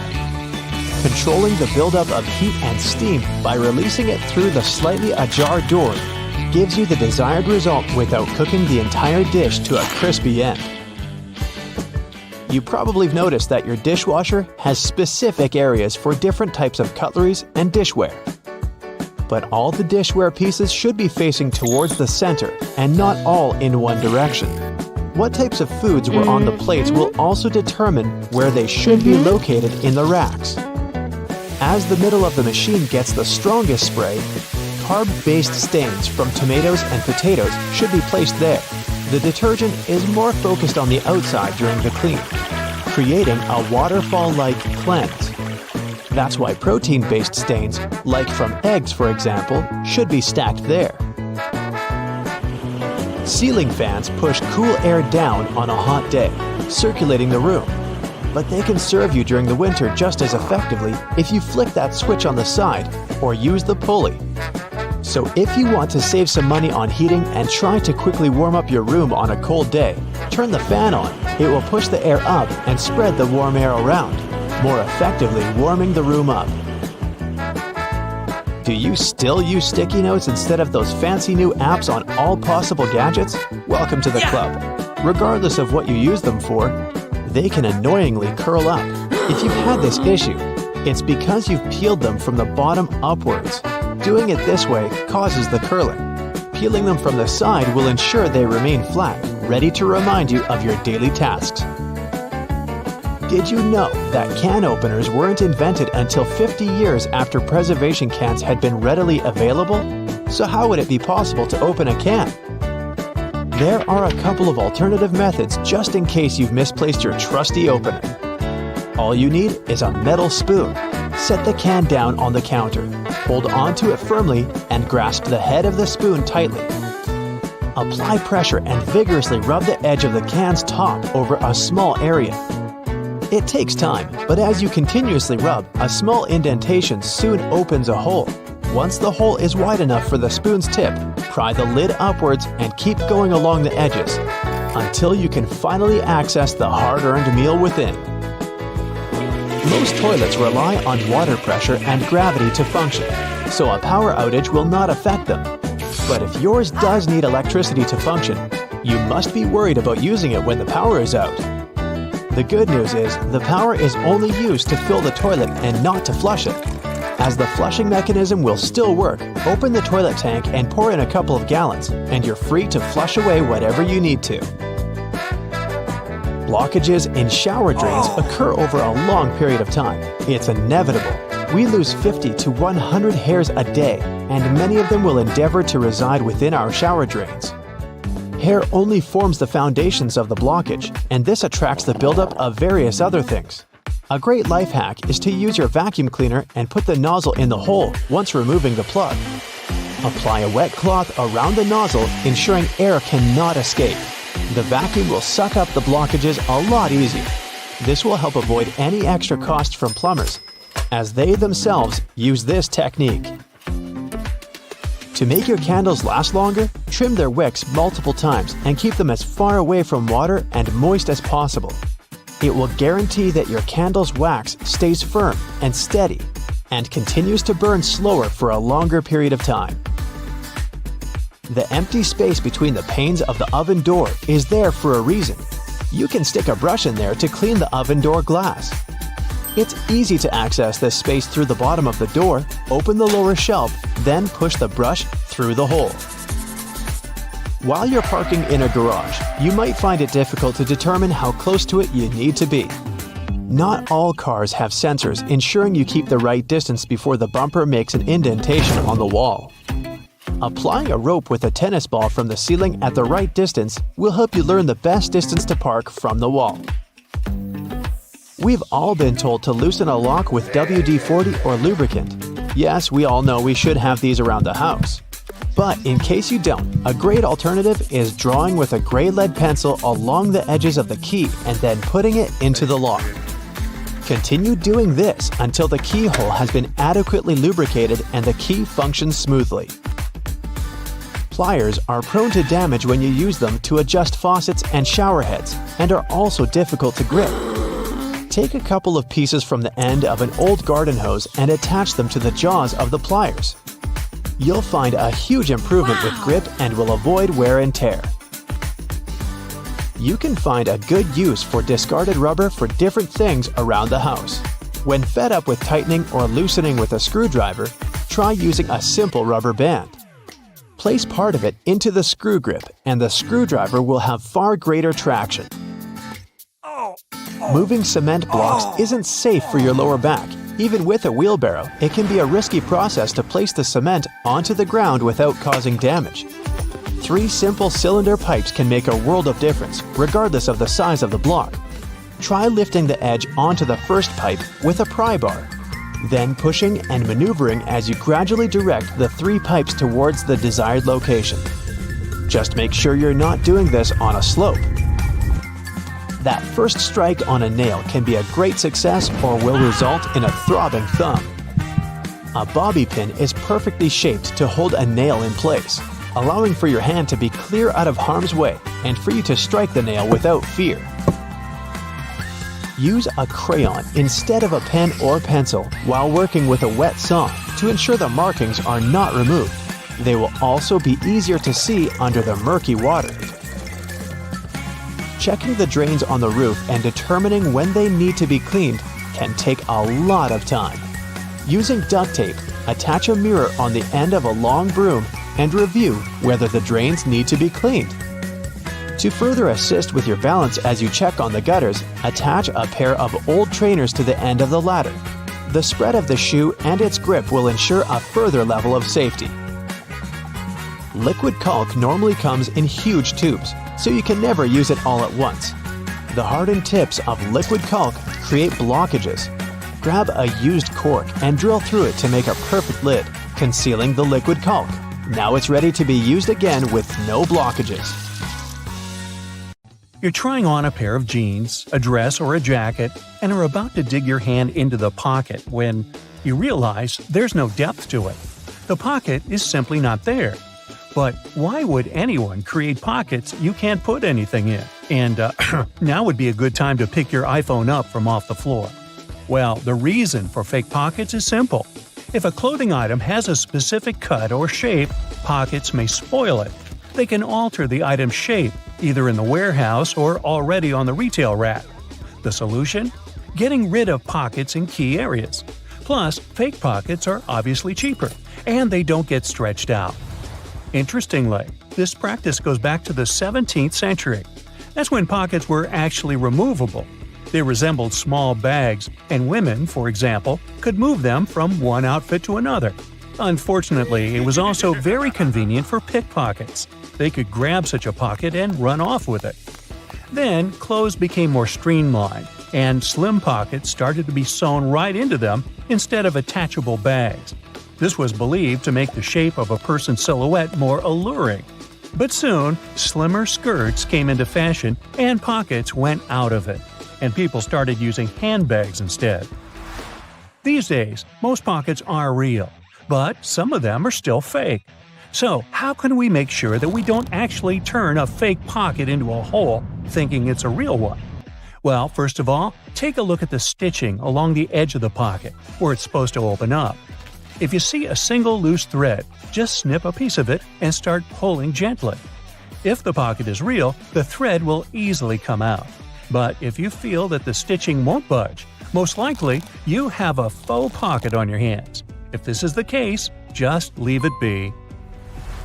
Now let's move on to some other everyday objects that may be hiding some secrets. For example, those lines on some kinds of chips. For one thing, they help with the distribution of spices and seasonings. In other words, all those substances that make your chips taste like cheese are mostly stored inside the lines. Plus, the lines make chips crunchier. Highlighters are filled with a special semi-transparent fluorescent ink that can glow in dim light. Yellow and light green hues are the most popular because they don't prevent you from seeing the text after black and white photocopying. Photocopiers perceive yellow and light green marks as almost non-existent and don't print them. Now, back in the day, the first jeans had one problem. Workers and miners, who were the original jeans wearers, put too much pressure on the poor piece of clothing. As a result, the seams couldn't withstand the stress and tore. So, tiny metal studs were invented to prevent this from happening. Most metallic zippers have a hidden lock inside them. That's why you shouldn't leave the zipper handle in an upward position. When you pull it downwards, it automatically locks. It's all thanks to several tiny grooves hidden underneath the handle. Now, about those horizontal lines on plastic bottles. They help hold bottles up. Some bottles are produced from soft plastic. Without the lines, they wouldn't keep their shape. Instead, they would twist easily or even break. Bath foam isn't only for fun or a nice smell. It helps regulate the temperature too. The bubbles keep the water hot, and you can enjoy your bath a bit longer, with or without your rubber ducky. Ever notice that layer of clear liquid in gel pens? It's called the ink follower or stopper fluid.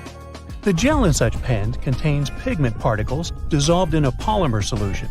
The gel should be thick enough to keep the pigment particles suspended, but also thin enough to flow first onto the ball and then the paper. The main task of the stopper fluid is to be a barrier to prevent the gel from evaporating or leaking out. Without this transparent fluid, your gel pen wouldn't function. The fluid always stays in one position and doesn't get dissolved with the gel. Neither does it move backward or flow out of the pen. The holes in the bottoms of your earphones allow air to circulate up and through the speakers. It allows to increase low frequencies, making the bass sound deeper. The quality of the sound also becomes much better. Some plastic milk containers have dents on their sides. Try as they might, they just cannot park without some damage. Nah, I made that up. These dents serve several purposes. For one thing, when milk spoils, this process usually causes swelling and high-pressure buildup inside the container. Oh boy, that's when the dent comes in handy. It pops out and doesn't let the jug blow up. Plus, if you ever decide to freeze the milk, it will expand like any other liquid. And then again, the indentation will pop out and prevent the container from breaking inside your freezer. That's a good thing. Airplane windows have rounded edges, and that's a crucial safety measure. It prevents aircraft accidents. Weak spots are usually situated in the corners.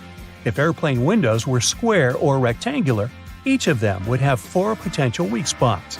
Under pressure, they would collapse. If you look closely at a tram's overhead lines, you'll see that its contact wires zigzag back and forth instead of going in a straight line. The thing is that all trams have pantographs attached to their roofs. The upper part of the pantograph is gradually worn down by the overhead wire and eventually needs to be replaced.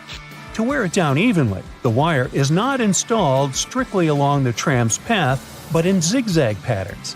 As the tram moves, the pantograph slides along the wire and it wears down evenly. You might have wondered why some gas cans have two holes with caps, one bigger and one smaller.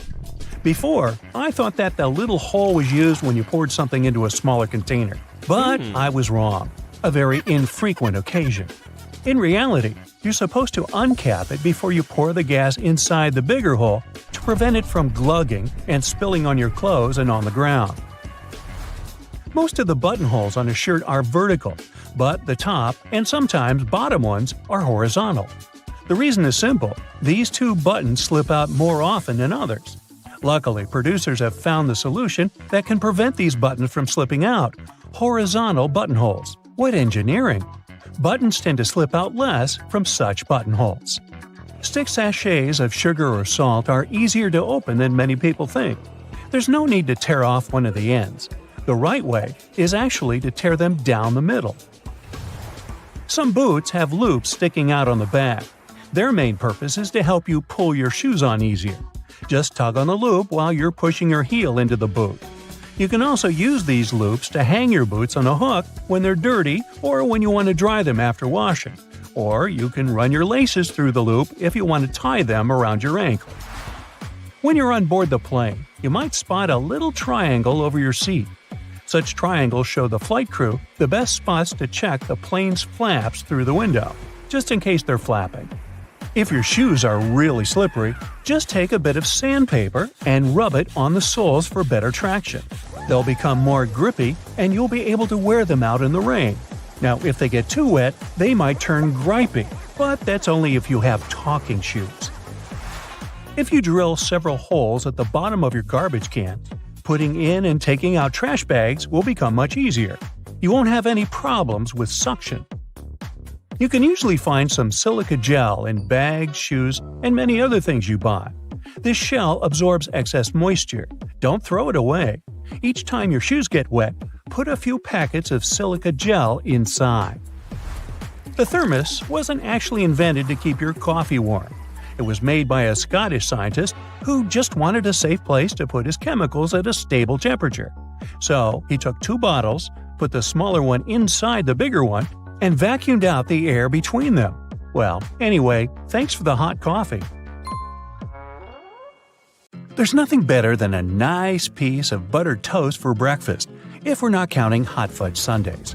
But if you find it harder to spread out cold butter over your toast, here's an idea. Use a cheese grater. Figure out the amount you need and grate the product. The process will also soften the butter, making it easier to spread, and you won't have to melt a too large amount of it in the process. But still, that hot fudge. Dried pasta comes in all sorts of different shapes and sizes for a reason. That's because each type of pasta goes best with a particular sauce. Pasta shells, for example, are perfect with denser and chunkier sauces. Why? Because the sauce gets inside the shells, making it easier to serve and eat the dish. The ribbed outer surface also helps with covering the shells in the sauce. If you ever end up burning your cookies, you can save them with your trusty grater too. Just grate off the blackened parts after carefully taking the cookies from the baking tray. But be careful and wait until the cookies have cooled down. Also, if you ruin their shape a bit, you can always dip them in some melted chocolate. Ooh. After the chocolate cools down, you'll have perfectly shaped cookies. Although, after it gets past your lips and beyond, does the shape of the cookie actually matter? Just saying. If you like adding a lot of ingredients to your sandwiches, but don't really appreciate it when the bread gets soggy, there is a way to reduce the amount of moisture. Pick your sliced tomatoes or cucumbers and place them between two paper towels for up to 5 minutes. After that, you can use them. Also, make sure to spread butter, cheese, or sauces like mayo or ketchup onto the bread first. This will help you seal the bread and keep moisture at bay. Some people think that the little white string that you find near an egg yolk needs to be removed before you cook the egg. Well, I'm here to tell you that these strands are called chalaza, and you don't actually need to get rid of them. They help keep the yolk in place at the egg's center. A chalaza is not going to mess up the consistency or the taste of your food, so removing it is completely up to you. Ever notice that most juice boxes come with 2 flaps, one on each side? Those are actually handles. Manufacturers design the boxes this way to make it easier for us to hold them. This way, we don't end up squeezing the box, making the juice spill out. Now, you don't need to be a baking pro to know that you can use both white and brown sugar in your recipes. But have you ever wondered what the difference between these two is?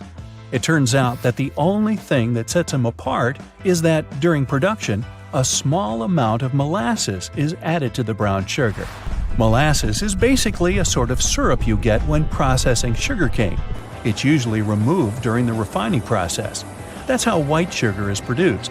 But if some amount of molasses remains in the final product, we end up with brown sugar, with its specific taste and darker hue.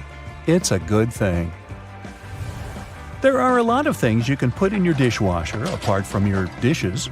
For example, you can clean such things as your silicone oven mitts or the knobs of some kitchen appliances, like your oven or stove. Some kitchen sponges and reusable towels may be safe to clean in the dishwasher as well. Speaking of kitchen cleaning products, there are a lot of things you can do with dish soap, like degriming your patio furniture. Just add a bit of dish detergent to some warm water and use the solution to wipe down your outdoor furniture with a piece of cloth. Finally, rinse it clean using your garden hose. You can also use dish soap to get rid of greasy stains on your clothes, be it pasta sauce or salad dressings. Hey, sometimes we miss our mouths. So, just apply a little dish detergent to the stain and then rinse with water. Use non-colored soap for lighter clothes. For more difficult stains, let the dish soap sink in for a bit, then throw the piece of clothing in the washer as usual. And think about maybe getting a bib. If none of the methods have helped you organize your closet, and you're still overwhelmed with large piles of clothes, there's a simple way that might be effective. It's called the one-in, one-out rule. That means for every new piece of clothing you buy, you need to get rid of one you already have. That means you'll always be decluttering your space. To make it easier to find something in your closet, good luck. Keep your most used items at eye level. This way they'll be easier to find and pull out when you're in a hurry.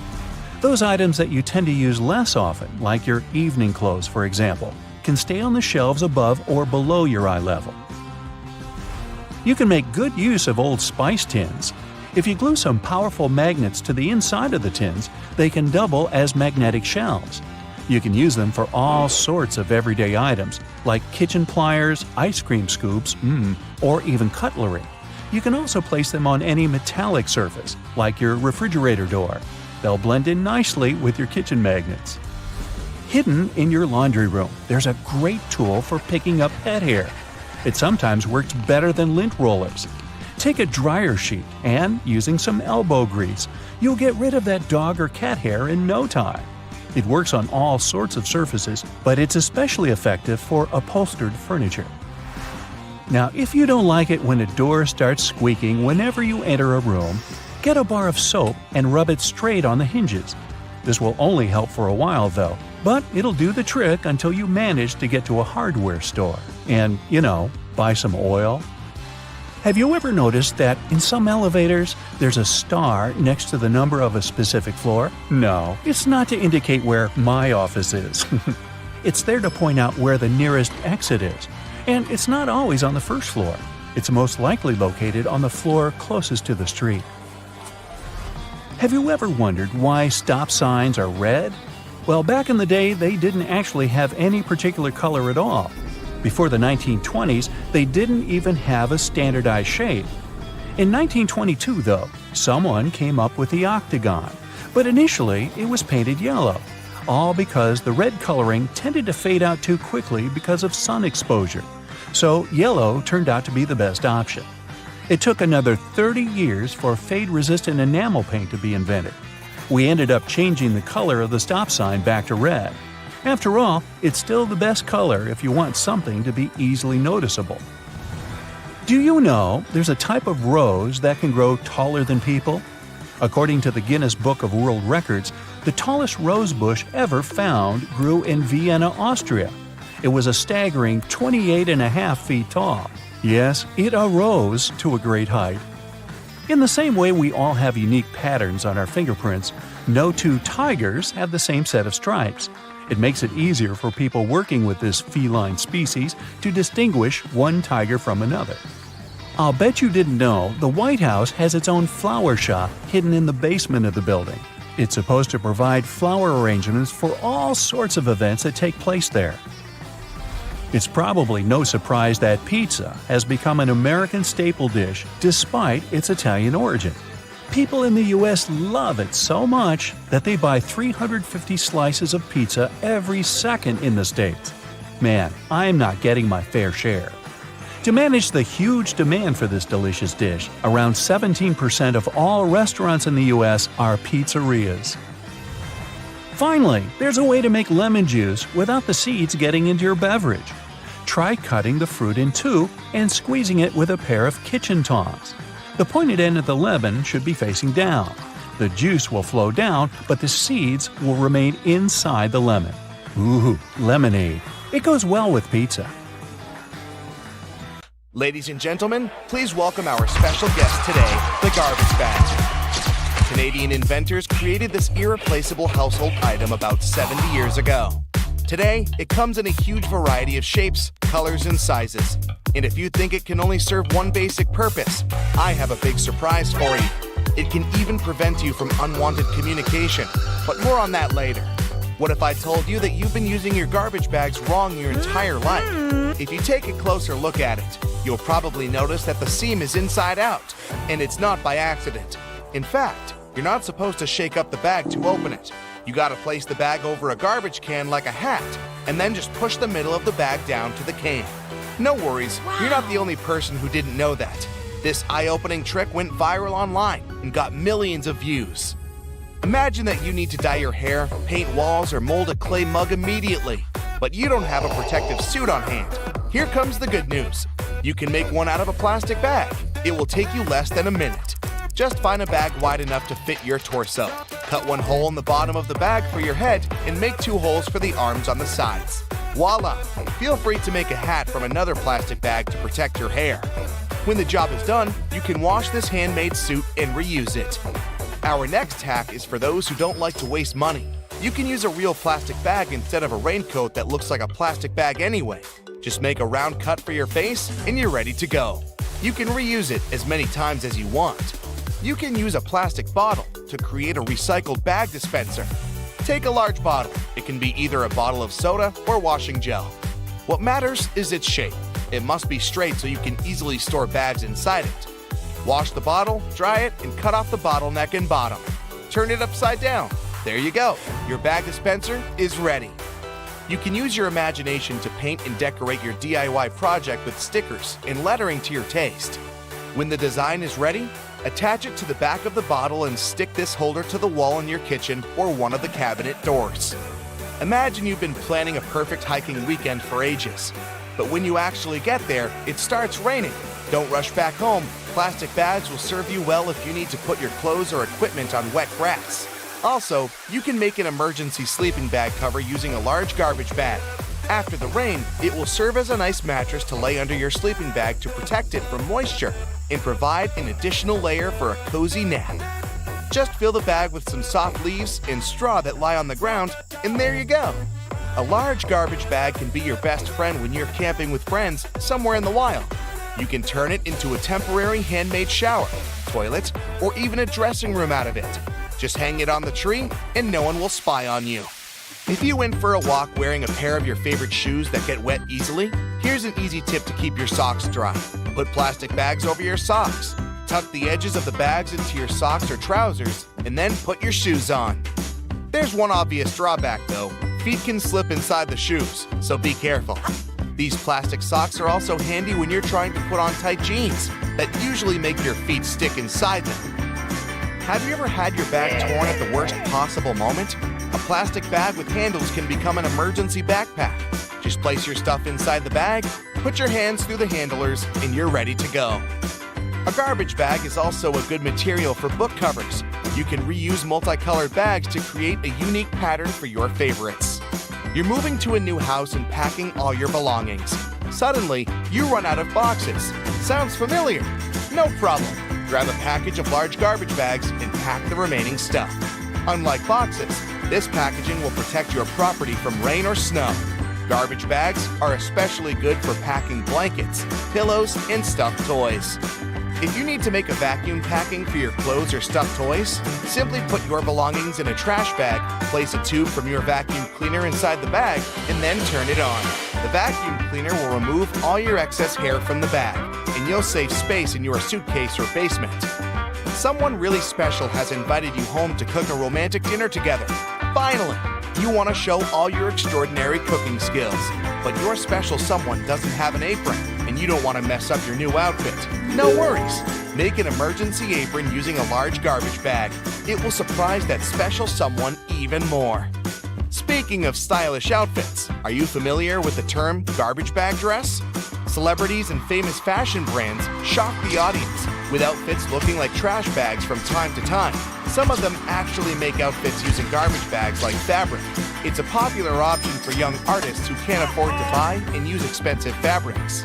Garbage bags are very flexible, so they are a useful material for making patterns for future outfits. When it comes to garbage bags, the DIY project's possibilities are almost infinite.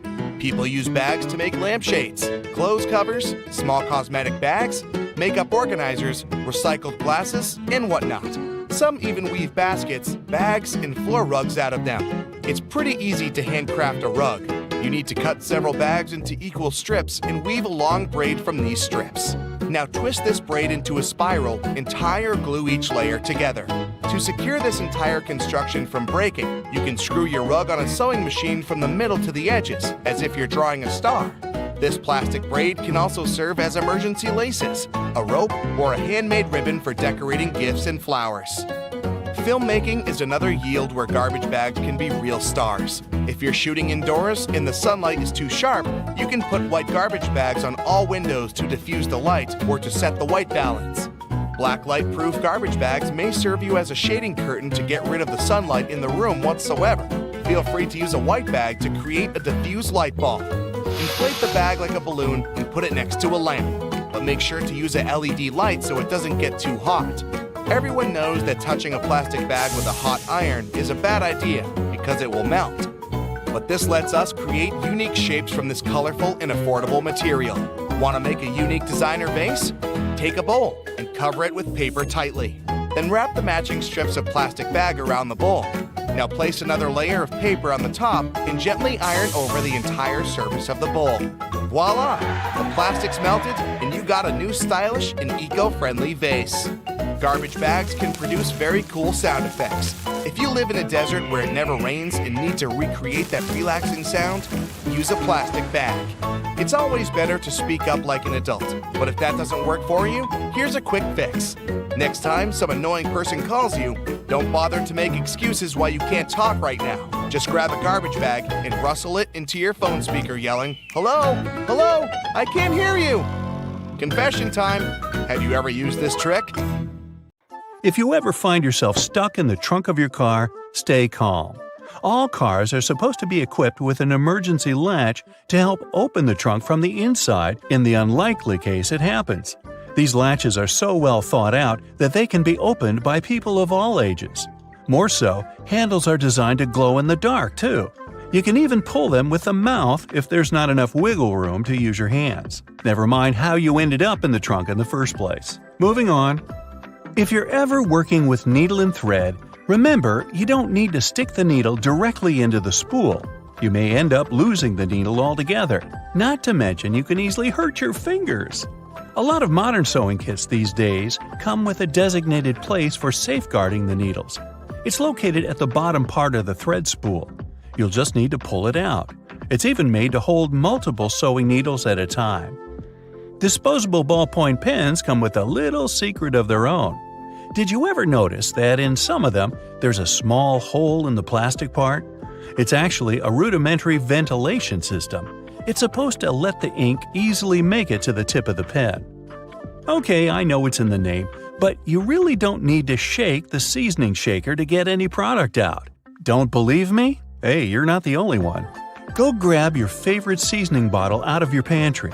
If it has one of those removable plastic caps, it's perfect for the experiment. Instead of shaking the bottle, try holding it from the plastic cap while it's upside down. Now gently twist the bottle from side to side and, before you know it, you get some gorgeously flowing seasoning without having to wiggle the shaker and make a mess all over the stove. On the same note, most salt and pepper shakers should have ridges on the bottom of the glass portion. In case you get any seasoning stuck in there, place the bottom of the salt shaker against the bottom of the pepper shaker and wiggle it around so the ridges click with each other. The seasoning should easily pour out now without you having to open the bottle. In colder weather, you often have so many clothing layers on you that you can hardly feel the purse or back straps on your shoulder anymore. Not to mention how fast they can slide off. Some jackets come with a built-in solution for that, in the form of a small tab on the shoulder with either a hook or a button. It's meant to be opened and closed comfortably, so you can keep your purse in place at any time. You're most likely using it merely to peel the skin of potatoes, carrots, or cucumbers. But you can use your vegetable peeler for chopping fine strips of onion as well. Just cut the onion into quarters vertically and then start slicing. This might also help out with those embarrassing onion tears. Most people miss this one, but should you ever have a closer look at your toothpaste tube, you will surely see some sort of coloring there, either a dot or a block. Colors can vary. They can be black, green, red, or even blue. These color spots are actually meant to help the assembly machines back at the toothpaste factory. They recognize when and where these machines need to cut the toothpaste tubes and proceed to fold them for packaging. For most types of footwear, if there's anything that seems a bit out of place, always know that it's there for a reason. Most manufacturers don't put extra items on shoes just for fun. It would definitely be a waste of time and resources. For footwear like boots, for example, there's often a small loop at the top back of the shoe. It's there to help you when you need to put the shoe on, since you can quickly pull on it. Plus, you can also hang the shoes somewhere, most likely to dry, since most boots are meant to be worn in the colder weather. Now, I've been guilty at least once of overdressing with a bunch of layers just so I won't need to jam everything in my check-in bag. But does it become a problem when you actually have to get seated? What do you do with your coat or your jacket? Well, have a closer look next time you board a plane on the seat in front of you. The hook that keeps the tray table upright can double as a jacket hook. As long as you don't need to have any meals while in the air, you're good to go. Now, most mascaras expire within 3 to 6 months, I'm told, depending on the manufacturer. But you can help speed up that process if you're not careful enough. Continuously pumping the mascara wand, trying to mix in the product actually pushes more air into the tube. This can make it dry much faster, and you evidently won't get the desired results with it anymore. There's an easy way to check if your mascara is still good enough to use. If you don't hear a popping noise when you take the brush out, you may very well need to go get yourself a new mascara tube. Now, I know we're living in the era of Bluetooth-connected devices, but for better quality sound, they still recommend using headphones that connect via audio jacks. Remember seeing black ridges on those jacks? They aren't there just to make them fit when you plug them into your phone or laptop. Made out of a special insulating material, these bands are meant to guard the wires when sound is being transmitted. Based on the number of bands, you can figure out which end goes where. Some empty space under noodles in a cup doesn't mean the company producing them wants to cheat you out of a full portion. No. It's a manner of keeping the noodles intact during their transportation. It also helps with the circulation of hot water that is poured over the products before you can enjoy them. The V-shaped neckline was initially designed to serve a bunch of objectives. First, as a way of prolonging the life of the garment that would maintain its shape over the years. It's also there to fit your head through the shirt in case it needs some stretching. This way, it ensures a snugger grip around the neck. Lastly, it helps absorb sweat in case you're wearing the shirt while exercising. Now, it's not necessarily a custom anymore, but you may have stumbled upon a dinner jacket with an additional mysterious pocket on the right side. Turns out, this pocket was used by men to easily reach their train tickets, since most of them had to travel to work every day. It helped them keep their jacket buttoned up, but also benefited from the use of a pocket. Now it's only added as a decoration, and it doesn't serve an actual purpose anymore. Speaking of things we don't use these days, or at least for their initial purpose, did you know Play-Doh was originally a cleaning product? In the 1920s, the market was in need of a product that could help them wipe the wallpapered areas around coal-burning furnaces. The recipe for what we now know as Play-Doh was thus invented. It was manufactured in white only and was supposed to clean wallpaper by being rolled back and forth over the dirt. It was only later, in the 1940s, that new products for cleaning wallpaper were brought up, and Play-Doh was redirected toward another area of the market. Now, while I enjoy a nice piece of toast for breakfast, isn't it pesky to have to clean out the toaster? Well, not anymore, since I recently found out that toasters have a slide or a panel at the bottom that helps get rid of all those annoying breadcrumbs easily. Now, there used to be a time when you could only have access to video games by inserting cartridges in your console of choice. These tiny objects gave many doctors a lot of headaches. People soon started popping up in hospitals after swallowing small game cartridges, especially the younger generation. Nintendo, the company that manufactures the majority of these devices, had to come up with a creative solution to prevent these accidents. So these days, Nintendo Switch cartridges are purposely coated with specific chemicals that can leave a really bad bitter taste in the mouth. Not that I'd, recommend you ever try and taste for yourself. Over 40 billion Oreos are made every single year. It's the world's most popular manufactured cookie. The geometric design stamped into these cookies has the Nabisco logo, the symbol of European quality, surrounding the word Oreo. William Tournier created the chocolate cookie design we see today back in 1952. Headphone jacks might become a thing of the past because of wireless technology, but if you've seen one, you might have noticed the rings at the base of the plug. One ring means single sound playback, 2 rings represent stereo sound in the left and right ear, while 3 rings means you've got stereo and a microphone built in. Now, the iconic orange, red, purple, yellow, and lime green rings of Fruit Loops hide a deep secret within. They don't represent different fruit flavors. All those rings are the same fruit flavors blended together. The colors are just for show.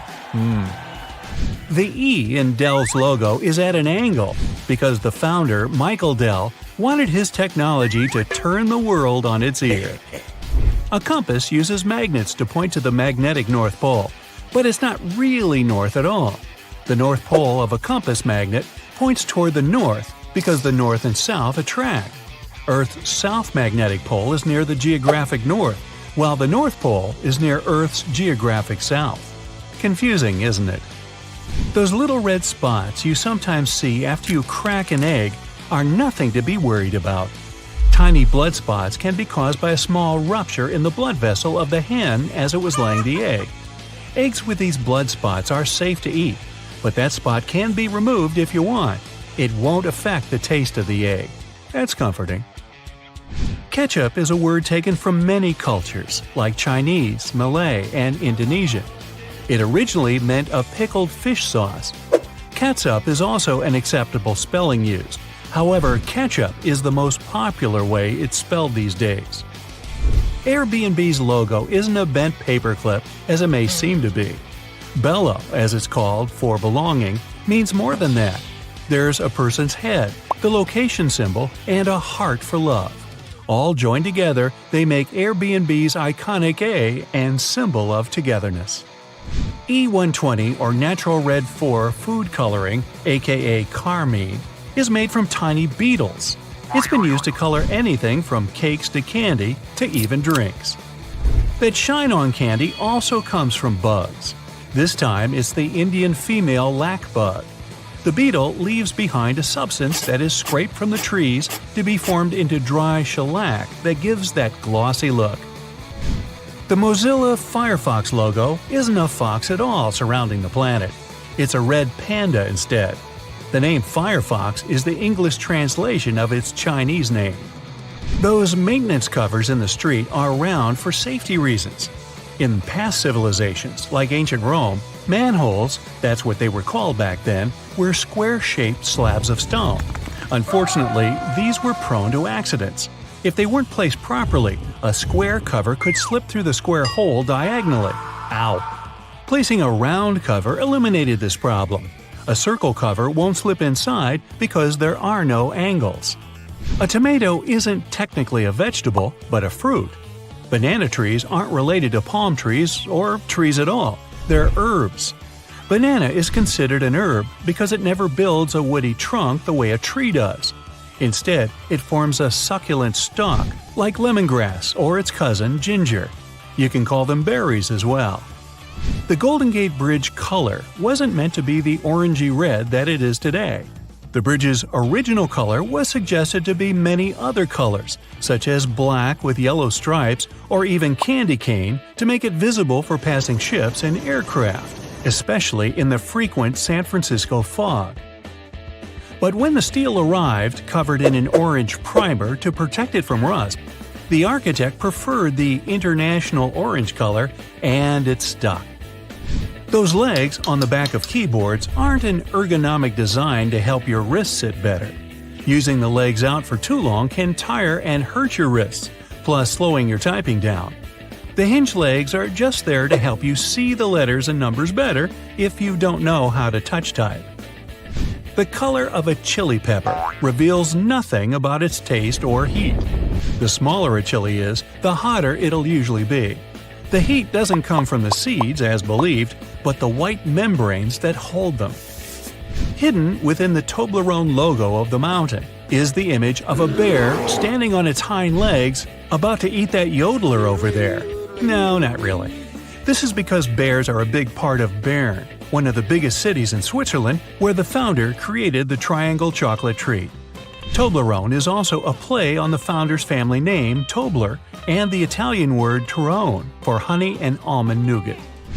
The space below a cup of noodles is there to protect the noodles during transport. This technique is called a middle suspension. Not only are they protected better in their styrofoam cup, but it also helps those noodles soften more evenly and quickly. Now, even though you might have thought that the hole in the barrel of a ballpoint pen had no purpose, it does. It's called a venting system, which helps the ink flow more smoothly. This way, an even amount of air pressure is created inside and outside the pen, allowing the ink to flow into the point easily. One of the most recognized logos in the cycling world has a hidden item in its famous logo. Inside the Tour de France name, a cyclist hides in the O, U, and R.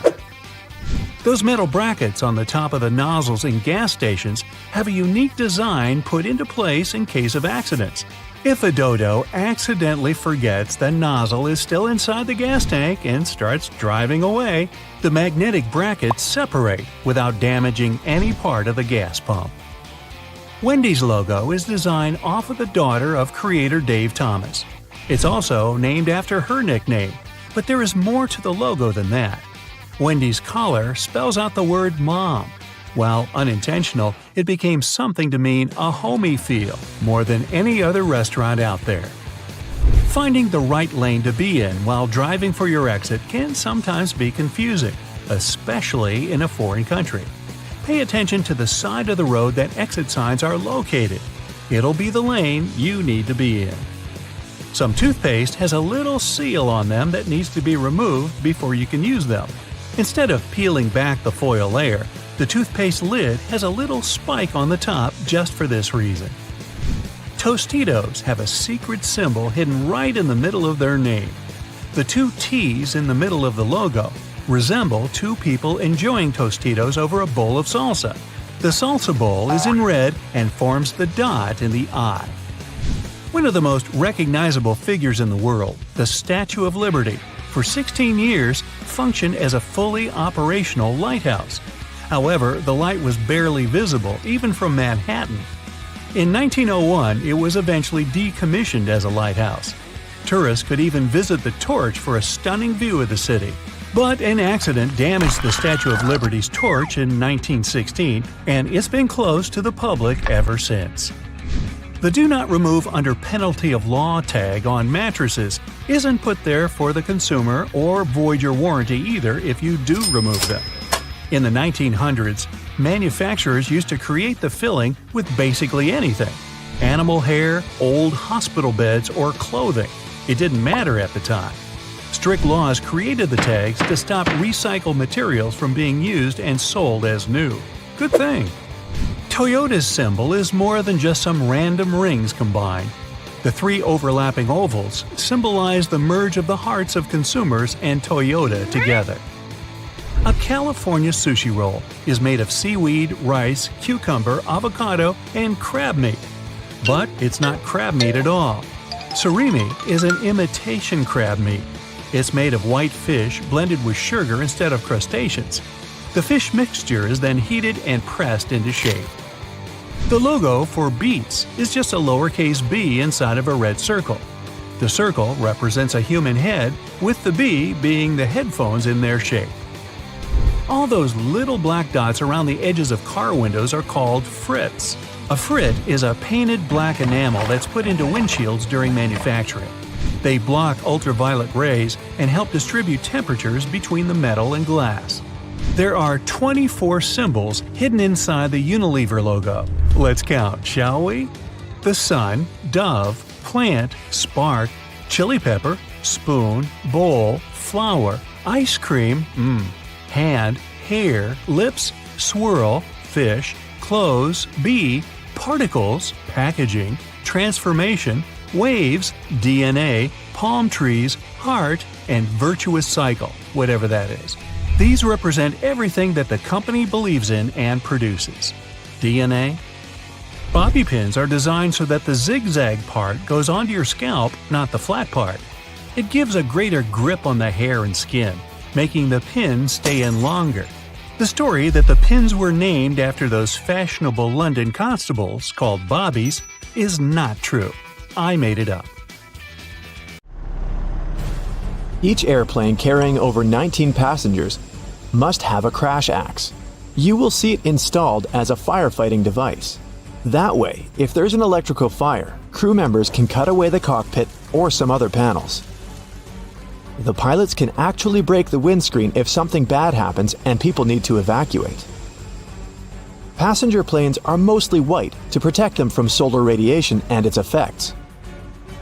Aircrafts need to remain cool at airports in particularly hot countries, while passengers are going in or out. Brilliant white paint can bounce the sunlight back. It also protects some parts of the plane that are made of composite materials, and prevents their damage since there's higher ultraviolet radiation at high altitudes. Commercial planes must get to speeds of at least 155 miles per hour to achieve stability and safety at takeoff. Some smaller planes can sustain altitude even at speeds of 30 miles per hour. But when speeds are that low, the plane can easily get destabilized and could even fail the takeoff. The white trails that planes leave behind, also known as contrails, are created because of water vapor. Vapor is produced during the combustion of fuel in plane engines. When the plane reaches its cruising altitude of 32,800 feet, temperatures get quite low, about -67 degrees Fahrenheit. It's really cold. So, the water turns into particles of ice. How long these particles are going to remain visible mostly depends on humidity. The higher the level of humidity is, the bigger those trails get and remain visible even long after the plane has disappeared. Airplanes all over the globe get struck by lightning almost on a daily basis. A regular airplane in commercial service gets hit on average once a year. How often it happens depends on a couple of things. First, how many landings and takeoffs the plane performs, since lightning mostly strikes at heights between 5,000 and 15,000 feet. It also depends on location. For instance, it's more likely for a plane to get struck by lightning around the equator and in some other parts of the world. Modern planes are designed to withstand such strikes. They have to go through special lightning tests to prove they can cope with strikes. Planes mostly fly at altitudes of up to 7 miles. There are some benefits like the thinner air or producing less aerodynamic drag, which also means less fuel consumption. The temperatures up there are lower, which makes the jet engines more efficient. That part of the atmosphere is also less turbulent, which helps make flights smoother. Some planes have already gone into space, but not the ones you see at the airport. Those classical planes need air to go up, and space is basically just a vacuum. The first plane that reached space was designed around 70 years ago. During its first flight, it generated lift and stability using its thin, stubby wings. It traveled more than 5 times the speed of sound. There are at least 1 sextillion planets out there in our universe. To give you an idea of how huge this number is, our planet weighs almost 1 sextillion times more than some animals like a bear. None of these planets are cubic, triangular, or any other shape. They're all round. At its beginnings, a planet is just a cloud of dust and rocks that rotates around a central star. Dust and small pieces attract each other because of gravity, and they keep doing it until they form a blob. Now, the blob starts attracting more matter. It grows and gets bigger until it's done with collecting everything in its path. Gravitational forces work equally in all directions, so that blob gets a round shape. But not the perfect one. Our planet, for instance, is almost a sphere, but with a bulge in the middle. The bulge is there because the Earth is spinning. Every time it rotates on its axis, the middle part travels further than the top. The area at the equator is moving quicker than the area at the poles. And the faster you spin something, the more you'll throw it outwards. Sound will travel 4 times faster in water than in air. It's a wave, and that's why it moves faster in a denser substance. Particles that are close to each other, as in denser substances, will bump into each other more easily. Water is denser. There are 800 times more particles in a bottle of water than in the same sized bottle filled with air. Bubbles are round because they occur in a thin film, such as one of soapy water traps air. The molecules in the film attract each other. That way, they stick together and also shape a sphere, because that's the smallest possible area that encloses any given volume. They can't get any smaller because they have trapped air inside. You can turn your pencil into a diamond. If you apply a temperature of 2,550 degrees Fahrenheit and pressure of 55,000 atmospheres, you can transform graphite into diamond. There are actually 2 variations of a single chemical element, carbon. Diamonds aren't just used in jewelry, but for different purposes. For example, as a cutting tool for electronic devices. Beavers are amazing builders capable of creating cool and complex riverside structures. They build them to protect themselves from wild animals that might go after them, like wolves or bears. But not in the way it may look at first. Beavers don't really live in their dams. They only use them as a barrier, making some sort of a pool or pond of deeper water. That's where their real home is, in the pool. It's like a small island or dome lodge. It's a dry area where beavers are safe. They can also store their food there. These pools are deep enough for land animals to avoid them. Beavers dig underwater tunnels that are entrances into their home. If a predator or some other danger is coming, they can quickly escape to safety. Some animals sleep while standing. Zebras, elephants, horses, some birds like flamingos. Cows can sleep while standing, but they prefer to lie down when they want to rest. To sleep while standing, animals need to have legs that can align vertically. That way, they don't have to activate their muscles to keep them standing. Their knees also lock in place. It's better for these animals to sleep while standing because they'd probably be too slow to react if there was a predator going after them. When we laugh in some unpleasant situations, or when we feel nervous, we're actually trying to mask our true emotions. For example, you do something embarrassing and try to cover up the shame you feel. Also, we're more relaxed after laughing, so if you're nervously chuckling in an unpleasant situation, it can help you clear some of your negative emotions. When you buy a bottle of water, You can see it has an expiration date. It's not that the water inside will turn bad. The expiration date is there because the plastic may start to leach into the water over time and contaminate it with chemicals that might be bad for us. The moon has its own time zone. The astronomers created a special watch for all moonwalkers. It measures time in lunations, which is the period of time the moon needs to rotate and revolve around our planet. Each lunation is almost 30,000 Earth days.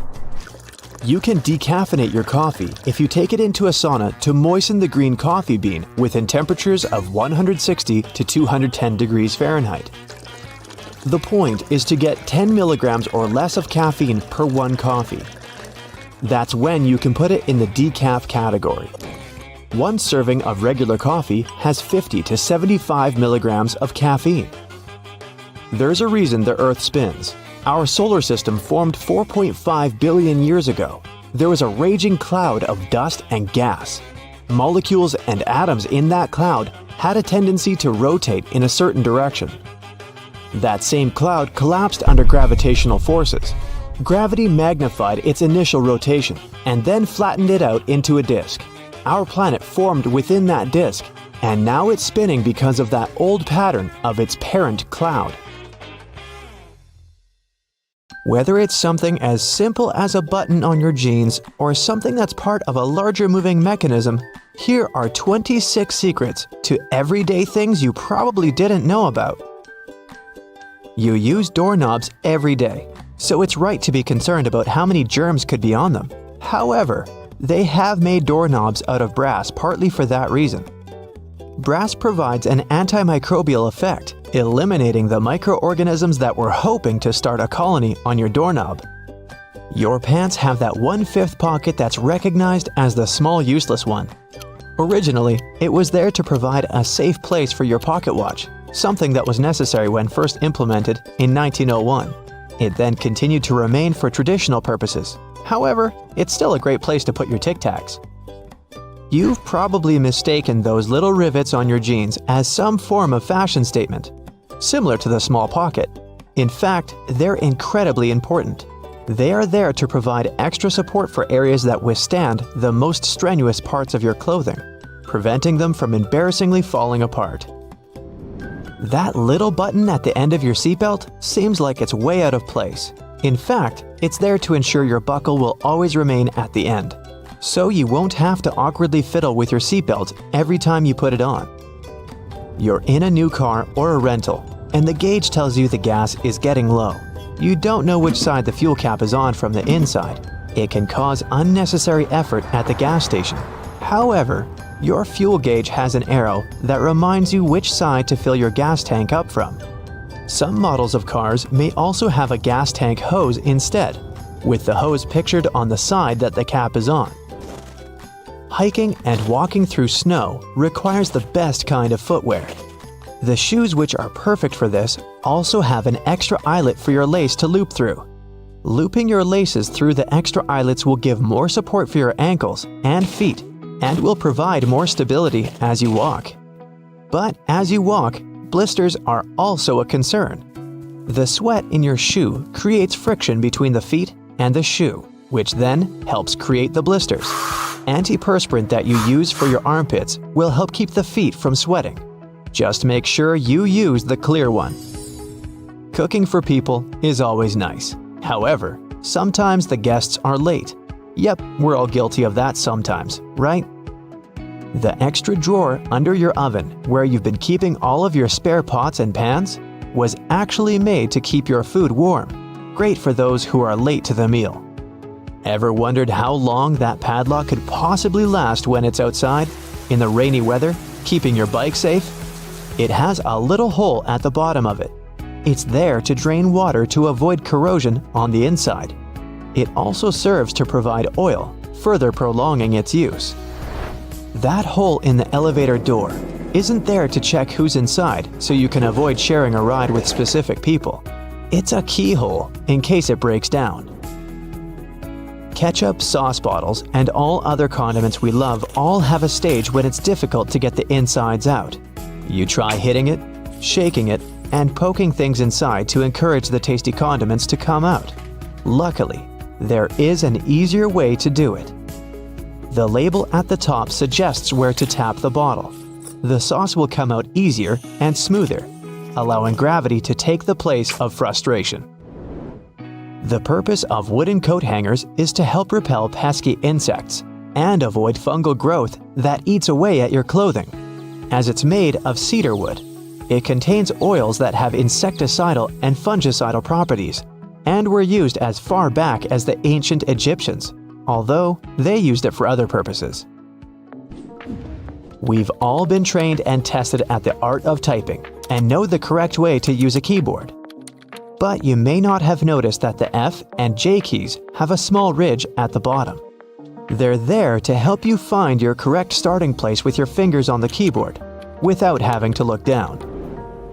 If you've been lucky enough to get the window seat on the plane, you would have noticed that little hole at the bottom of the window.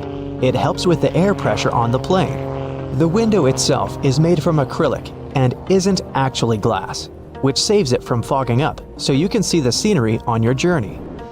The windows on planes were originally square. However, they would continuously break from the constant changes in pressure. Round windows are able to evenly distribute the pressure, ensuring you'll have a pleasant journey without falling out. For all you Nintendo Switch players, those who have tried to taste your cartridges will notice they have a bitter taste. The manufacturers added it intentionally, as the Switch's cartridge size is very small and it might be a hazard for the youngest players that have a tendency to put things in their mouth that they shouldn't. So the bitter taste made from denatonium benzoate ensures that they won't be tasted for too long. Cosmetics containers that are filled with products used for your skin have a secret number on them. This is to help inform you how long the product will be usable, ensuring it doesn't cause the reverse effect by damaging your skin instead. Pen lids have a hole at the end of them. It's not there to help your pen breathe and boost performance, but it's there to help you breathe, just in case while you're sitting in class or at work and you're chewing on your lid and just happen to swallow it. You can be rest assured if it's stuck, the pen makers were thinking of you. When you're traveling by car or any other form of ground transportation and you're trying to drink your favorite pop from a straw, you'll find it quite difficult to do at times. Simply turn the tab on the can around so that your straw easily fits inside, making it easier to drink out of.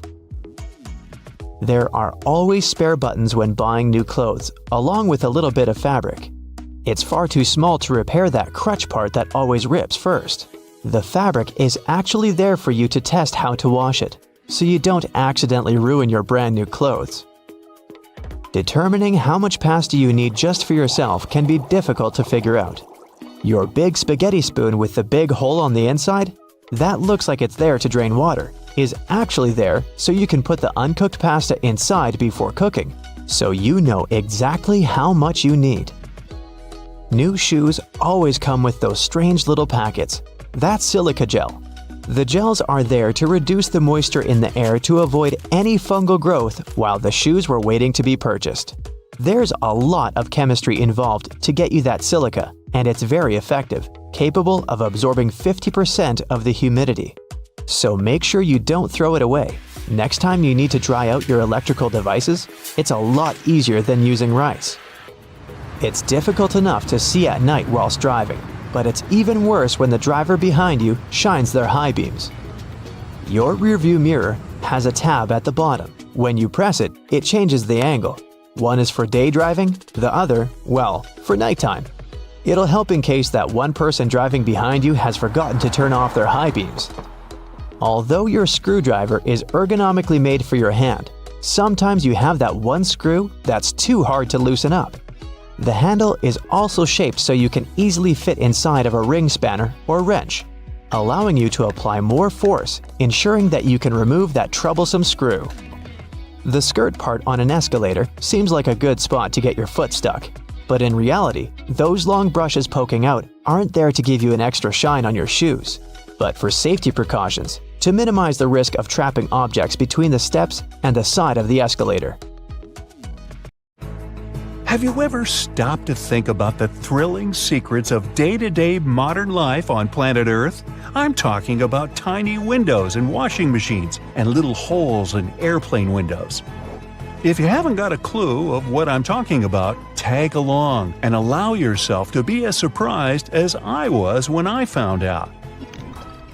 Remember the drawer at the bottom of your oven? Maybe you've been ignoring it all along or using it to store pots and pans. Well, even though it can serve this function, that's not the only thing it's there for.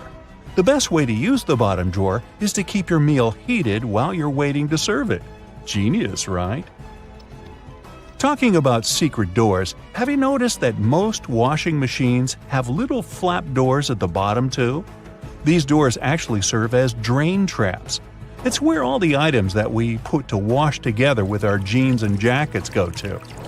It's a type of collector, let's say, of small items. It stops them from getting into the main drain pipes and clogging them. It saves us hundreds of dollars in repairs each month. Now, who hasn't gone through the confusing task of having to measure how much pasta to cook for one serving? Well, here's the solution: the holes in the center of pasta spoons. They were actually made for measuring the exact amount of dry pasta you need for one serving. If you try stuffing wet cooked pasta through it, well, good luck with that. On a similar topic, have you ever wondered why pen caps have holes in them? Maybe you thought it was a design feature to regulate air pressure. But in reality, these holes have a much simpler and more important function: to reduce the risk of choking. Now, lots of people love to bite on their caps, and this tiny hole prevents them from choking in case they accidentally swallow a cap and it gets stuck in their throat. For kitchen lovers, there's a hidden secret right in front of your eyes that can change your life. Think pans. Now think handles. Right, they have holes in them. As it turns out, these holes were designed to hold the spoon you're using for cooking. And instead of dripping sauce all over the stove or your kitchen floor, you can place the spoon in the hole and let it drip the sauce directly back into the pan. Woohoo! Speaking of everyday items, and most doorknobs are made of brass because this material makes them naturally germ-free. Unlike plastic ones, brass doorknobs are kind of magical. They can disinfect themselves without you having to clean them. Neat, right? Have you ever noticed that at the bottom of a measuring tape there is a little dip? You can find it in that metallic part you need to pull on to measure something. Well, that dip is actually the exact size of a regular nail. It was designed for people to place the tape on top of a nail and use it as a support while they stretch the tape. Well, I can't wait to try it out for myself. As for the margins in your notebook, they were invented to protect people's notes from mice. No, the mice weren't copying your answers for the math quiz. Actually, there were times when people had to cohabitate with rats and mice that often chewed on paper. So, to prevent information from getting completely lost, people created margins. This way, texts were moved closer to the middle of pages and remained unharmed by rodents. Perhaps this is where to digest information came from. And what about those tiny holes at the bottom of airplane windows? They have an extremely important function of regulating the air pressure inside the cabin. In other words, they help planes fly high up in the sky. Big responsibility, right? By the way, tray tables on an airplane are the germiest places inside the entire cabin. Studies showed that the trays had 8 times the amount of germs on the toilet flush button. Now, how about we cut a commercial airplane in half and see what's inside? Well, it would look more or less like this: rows of seats on top and everything else that needs to be stored at the bottom. I'm talking about passengers' luggage, emergency supplies, parts of the wing system, and so on. Moving on to bowling balls. Yes, I know it's a clumsy transition. Anyway, have you ever wondered what the insides of a bowling ball look like?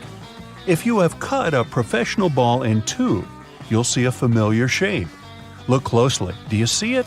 Doesn't that look like the logo of Brightside? Anyway, professional bowling balls are different from the ones in your local bowling alley. That's because they're designed to make fancy moves. They actually have some really complex engineering inside. They're shaped to help skilled professionals get more strikes. The weight of professional bowling balls is designed to be projected inward as they travel down the bowling lane. This makes it harder for them to get into the gutters on the sides of the lane. Speaking of balls, let's take a look inside a baseball. To make it light and aerodynamic, producers use several different layers. Starting from the core, we have a cork center enveloped by black rubber. Then there's a layer of red rubber, followed by 2 or 3 alternating layers of wool yarn. After that, there's a visible white leather cover and that beautiful red seam on the side, stitching it all together. And what if you had X-ray vision and managed to look inside a human bone? Ooh, spooky! I'd say what calls most attention is this spiderweb-like situation at the center of the bone. In reality, it's a highly condensed and complex structure of nerves that you have inside your bones. Aren't you lucky? Now, I've got a riddle for you. What is round, can be found near the ocean, and looks like an aerial view of the Guggenheim Museum in New York City, the one that's made almost entirely of ramps? If you said a nautilus shell, hey, then you guessed right. A nautilus is a shellfish whose house you can find in countless souvenir stores near the beach. It's made up of 2 layers, a matte white outer layer and an iridescent white inner layer. And if you were to cut it in half, it would look very similar to the insides of the Guggenheim Museum. Aloe leaves are good for healing purposes and also for hydration. But if you managed to look inside of an aloe leaf, the image you'd see would be satisfying and very relaxing. Who hasn't dreamed of a pool filled with jelly? Now, there seems to be nothing more mundane and regular than a tube of toothpaste. But you wouldn't think so if you cut open a tube that contains several colors. Now, there have been speculations that the insides of such a toothpaste tube might be divided by barriers so that the stripes don't mix. But if you cut it in half, you'll see that it has only one interior chamber. As it happens, there's a lot of science behind the making of striped toothpaste. According to a specialist, they have to ensure that the paste in all the stripes has the same physical properties. This way, the colors are naturally prevented from mixing with one another. That's why, if you tear a tube open, you'll see something that looks like several slices of pizza in different colors. If you open your closet, you're bound to find at least a few wooden hangers. Usually, they're made of cedar wood, which is a natural moth repellent. So, cedar hangers actually protect your clothes from moth infestation. For some people, more than others, eyeliner is an everyday must. Boy, isn't it. But did you know that back in ancient Egyptian times, both men and women used kohl eyeliners to protect their eyes from the sun's glare? Way to go for the Egyptians for figuring that out. Now, if I could just learn to walk like one. Normally, we use headrests for the purpose of, well, resting our heads, right? Well, not only. As it turns out, headrests can be easily removed from the seats and used to break car windows in case of emergencies. Now, this one is a trick very few people know about. You probably place your doormat horizontally, like most of us do. But doormats serve the purpose of absorbing dirt from the soles of your shoes before you enter your home. So, for this function to work as it's meant to, the best way to place a doormat is vertically. This way, you take more steps on the top of the doormat before entering your house. And last but not least, now I don't want to be accusatory here, but you have probably been vacuuming your house the wrong way, and I can prove it. Most people just vacuum floors and carpets in one direction or move the brush back and forth several times, thinking they've got all the dust out. But according to cleaning professionals, the best way to vacuum is in rows. First, you go forward with the brush until you arrive at the end of the row. Then, you fluff the carpet up and move back down along the same row, gathering the dust that wasn't collected in the first sweep. Talk about efficient cleaning. On the other hand, my idea of house cleaning is to sweep the room with a glance. Hey, I don't want to disturb that protective layer of dust. Next time you follow a recipe where you need to separate egg yolks from whites, try this. Peel a clove of garlic and rub your fingers with it. Carefully break an egg into a bowl. With your garlicky fingers, pick up the yolk. And voila, you can now marvel at how perfectly it separates from the egg white.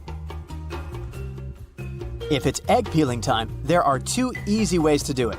When cooking eggs, add a teaspoon of baking soda to the boiling water. This will make peeling eggs much easier. You can also place them under cold running water as soon as they're ready.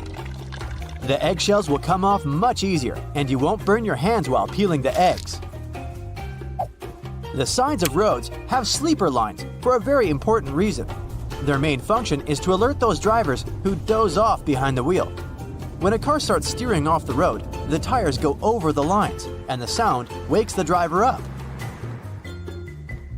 Those price tags and labels that come glued to your Tupperware are easier to remove than you might think. No need to waste hot water and soap trying to remove them. Take a hairdryer instead. Blow some hot air directly onto the tag for a minute or so. There you go, the label comes off at once. White household appliances might get yellow with time. To make them white again, use this simple trick. Apply bleaching cream to the surface of an item. Wrap it in plastic and let it stay this way overnight. The next morning, check it out. It'll be as white as when you first bought it. When you buy a pack of cans, opening it might turn into a problem. You probably tear a hole in the plastic and try to squeeze a can out of there. But the bottom of cans was actually designed to make this part much easier. Grab a can and rub it over the top of another can from the pack. A circle the exact same size of the can will be cut out. This way, you can easily remove the new can from the pack without destroying the entire thing. Now to the art of lime squeezing. When you pick limes at the grocery store, you never know how juicy they are, and often, when you bring them home and squeeze them, almost no juice comes out. Try heating these citruses in a microwave for 30 seconds before cutting them open. You'll see that the juice will come out much easier. But be careful, they're going to be hot, and you don't want to burn your hands. If you're hanging out with your friends and feel like listening to some music but don't have a loudspeaker, there's no need to worry. Place your phone in a cup or bowl. The sound will get louder instantly. If you don't have a hanger at hand but still need to hang your shirt, this trick is for you. Most dress shirts have a tiny loop on the back between the shoulders, and you can use it to hang your shirt. How about the worst case scenario? Your phone is running out of battery and you're running late. Try this simple trick. Switch on airplane mode. Your phone will charge to 100% in no time.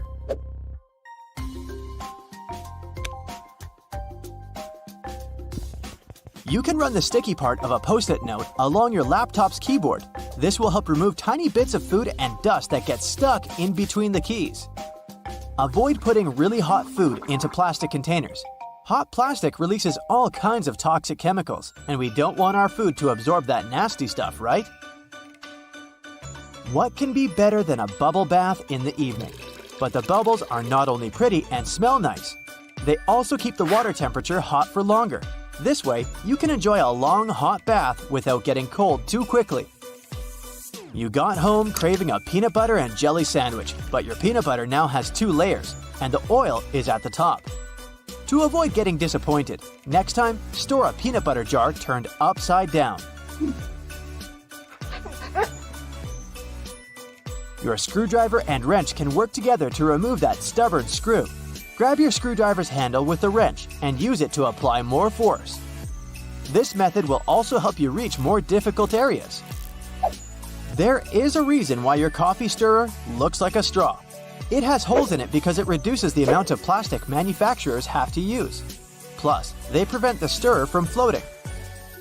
The holes in the stirrer get filled with coffee, which in turn makes it heavier. And speaking of coffee, you should never buy the product that is more than 18 months old. Make sure to look at the best before date when buying it. If you've ever had trouble with those classic salt and pepper shakers, the ones you may see in diners, I've got a trick for you. Instead of shaking your entire arm to try and get some salt out of the container, try rubbing the bottom of one container with the bottom of the other. Grab the salt and hold it so that the bottom of the container faces downward. Now, while holding the pepper shaker upright, rub the two bottom parts together, creating circular friction between them. After this, the salt will spill effortlessly. After a long day of hiking, your shoes might smell funny. Well, I've got good news for you. Put dry tea bags inside your shoes and keep them in a dry place for a while. The tea bags will absorb bad smells and make your shoes dry. If you've torn your flip-flop while taking a walk, there's a way to save the day, but only if you have a bread clip with you. First, push the strap back into its hole. Then attach the bread clip to the bottom of the flip-flop strap. Here you go! Your body needs a daily amount of vitamin C to boost your immune system, but oranges are a tricky fruit to peel. To avoid getting sprayed all over your face, start by cutting off both the top and the bottom parts of the orange. Then, cut the peel vertically. Hook your fingers under the opposite sides of the cut and open your orange. If it's difficult for you to figure out how much detergent you need to wash your clothes, here's a tip for you. Usually, detergent caps have markings that indicate the exact amount of liquid you should use per wash. It helps your detergent last longer. Permanent markers are not as permanent as you might believe they are. I can prove it. Let's say you used a permanent marker, thinking it was a regular one, to draw something on a whiteboard. Good news for you, you don't need to throw the board away yet. There's a way to save it. Get a regular marker and use it to draw over the lines left by the permanent one. Let it sit for a while so that both markers blend in together. The thing is, the ink of the regular marker contains a solvent that dissolves the pigment the permanent marker contains. Now take a paper towel and rub the whiteboard clean. The marker will come off easily. If you need to peel peaches, use the technique called blanching. First, heat up some water. Wait until it starts boiling. Soak the peaches in the water for about 20 seconds.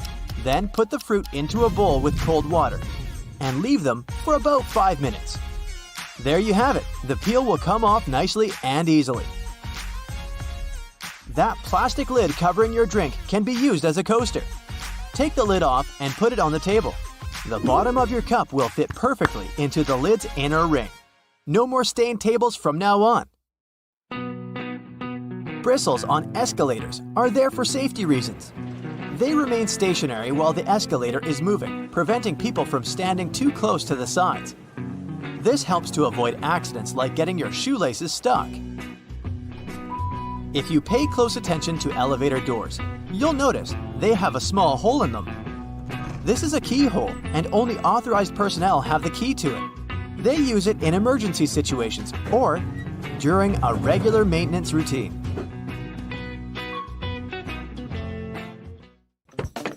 How many hidden features are there in your car that you have never heard of? Most cars these days have everything color-coded under their hoods. It makes it way easier to know what you need to supervise between services, like the dipstick, the oil cap, or the coolant. You can even have a look at the brake and washer fluid. Anything else that's black or gray, just leave it to the mechanics. Ever seen a snowflake light on the dashboard of your car? It's not there to let you know the winter holidays are coming if that's what you're thinking. It's actually a sensor that indicates the exterior ambient temperature. It gets activated and pops up the light whenever there's a road warning due to a sharp drop in temperature. It may sometimes even come on with an audio warning or a message on your dashboard to warn you that the roads may be getting icy, so you can either adapt the speed or change to the appropriate tires if necessary. Most cars come with added features for the summertime too, like those neat sun visors. Yours might have an added bonus you might want to check out. We all know they twist to help the driver out when the sun is not shining from the front. But some of them can also extend, so they can provide shade to a larger area. If you figure out your sun visor doesn't extend, there's a simple solution though. buy a sun visor extender. You can even find them online. They work by being attached to your existing sun visors or windows for better shade coverage and visibility. Let's find some hidden features at home. It's not rocket science, but there is a wrong way to make ice in the freezer, and that's because you're probably not using the ice cube tray correctly. They come with that particular shape because you need to fill the trays until there's a layer of water on the top. This layer will help remove the cubes faster from the tray because it will crack when twisted and leave each cube poking out. You can then grab them in no time and enjoy your drink. If you find that the heat on your oven is too high or you need to cook some delicate dishes that require more control over the temperature, there's an easy way to adjust that. The knobs on your oven should come with calibration screws on their backs. Pop out the plastic knob and adjust it to your preferences. Be sure to disconnect the oven from any energy source before doing it. Do you know what your stove and your car have in common? They both have hoods that you can open if you need to have a peek or if they need some cleaning. If you look closely at the top of your kitchen stove, you will see two hinges located on the back corners. You'll be able to easily lift it up and clean out all the grime that's been stuck in there. Ever wondered why glue doesn't stick to the inside of the bottle? The answer is a bit more complex, depending on the type of glue. But the simple response is, well, it doesn't have any air in there. PVA glue contains some molecules called polymers and water. When the glue is out, the water evaporates, leaving just the sticky polymers behind. Things are more or less the other way around with superglue. It has a chemical that solidifies as soon as it hits water vapors in the air. Did you know Microsoft Word has a feature that you can use for references and a bibliography?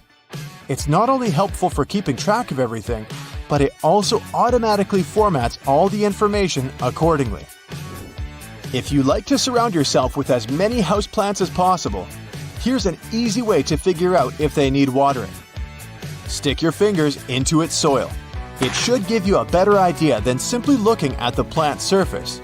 If you can reach 2 to 3 inches into the soil and feel it's dry, the plant most likely needs some hydration. However, this trick does tend to work better with smaller potted plants because of the limited depth. In any case, it's always best to research the plant's needs in terms of watering and sunlight before committing to a plan. And always be careful not to damage its roots. Be honest, you indeed have clothes you wear all the time and some that just sit there in the back of your closet that you've most likely forgotten about. Here's a neat way to figure out which one is which. For starters, you'll need to turn all of your hangers backwards. If you really feel like putting more effort into this project, you can wrap some pieces of electrical tape on the hangers and write the start date on each. After that, everything is pretty self-explanatory. Each time you wear a particular item, turn the hanger around, making it face forward. After 6 months or a year, all those items that have yet to be turned around should go to donations or yard sales. Another great way to use hangers to help you with your wardrobe organization is to use them for your scarves. They will be wrinkle-free, but you can also see them a lot better and have a clear view of the scarves you actually use and those you should let go of. If you're looking to increase the storage space in your wardrobe, especially when the season changes, go pick yourself up some vacuum pack storage bags. After that, you just need to fold your garments or other pieces of laundry, like bedding or blankets for example, and place them in the bags. Turn on your vacuum cleaner, place the nozzle on the bag seal, and remove all the extra air from the bag. It helps with reducing the storage size of clothes and keeps the clothes clean, dry, and moth-free. Should you have an empty basket lying around and you aren't sure if you want to recycle it just yet, you can always repurpose it as a cool lamp. Wicker baskets work best for this. Just cut a small hole in the bottom of the basket and place a pendant light kit there. You can even paint it manually, or spray paint if you need it to be in a particular color. Another way to neatly repurpose things around the house is to use leftover cookie jars to store dryer balls. but the sky's the limit here. You can also use dryer sheets to remove dust from screens around your house, like computers, laptops, or TVs. These items are electrically charged, so they generally attract a lot of dust particles. Dryer sheets are made to reduce static cling, so they won't only remove the dust but also help keep it at bay for a longer period of time. Dryer sheets also help out if you're having a bad hair day, believe it or not. They can seriously help out taming flyaways whenever your frizz just gets out of control. Run one of those dryer sheets from the roots of your hair all the way down to the tip, and be amazed. If there's a particular type of soap bar you like the smell of and want to replicate that on your clothes too, pick up one of those bars to make a day's clothes fresher. Place it in a fabric and place it anywhere between your clothes. Your shirts should smell awesome every time you pick them up. You can also save on fabric softener. I don't know about your washing machine, but mine does love to jump, I'll tell you that.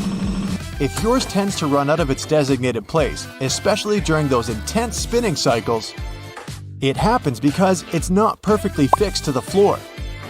The good thing is that most modern washing machines can self-level since they come with a pair of legs. Just lift the back of the device off the surface area it sits on, and it will drop them, locking them into place once it's perfectly leveled. Here's how you can protect your bank card from potential fraudsters. Use a marker and cover the last 4 digits. You can also use a sticker that's easy to remove and place it over the security code. Have you had a house guest that didn't use a coaster? Get a hairdryer and hold it a couple of inches away from the stain. Blow it on medium heat for a couple of minutes to evaporate the watermark. If a faded ring remains, mix equal amounts of vinegar and olive oil in a bowl. Wipe it onto the marked area and rub it in until the stain disappears. Then wipe it off. Don't waste time scrubbing the burnt stains off the bottom of a pan. Instead, fill it with water and add 3 tablespoons of salt. Let it sit overnight as the salt dissolves the burnt marks, and in the morning, pour the water out of the pan.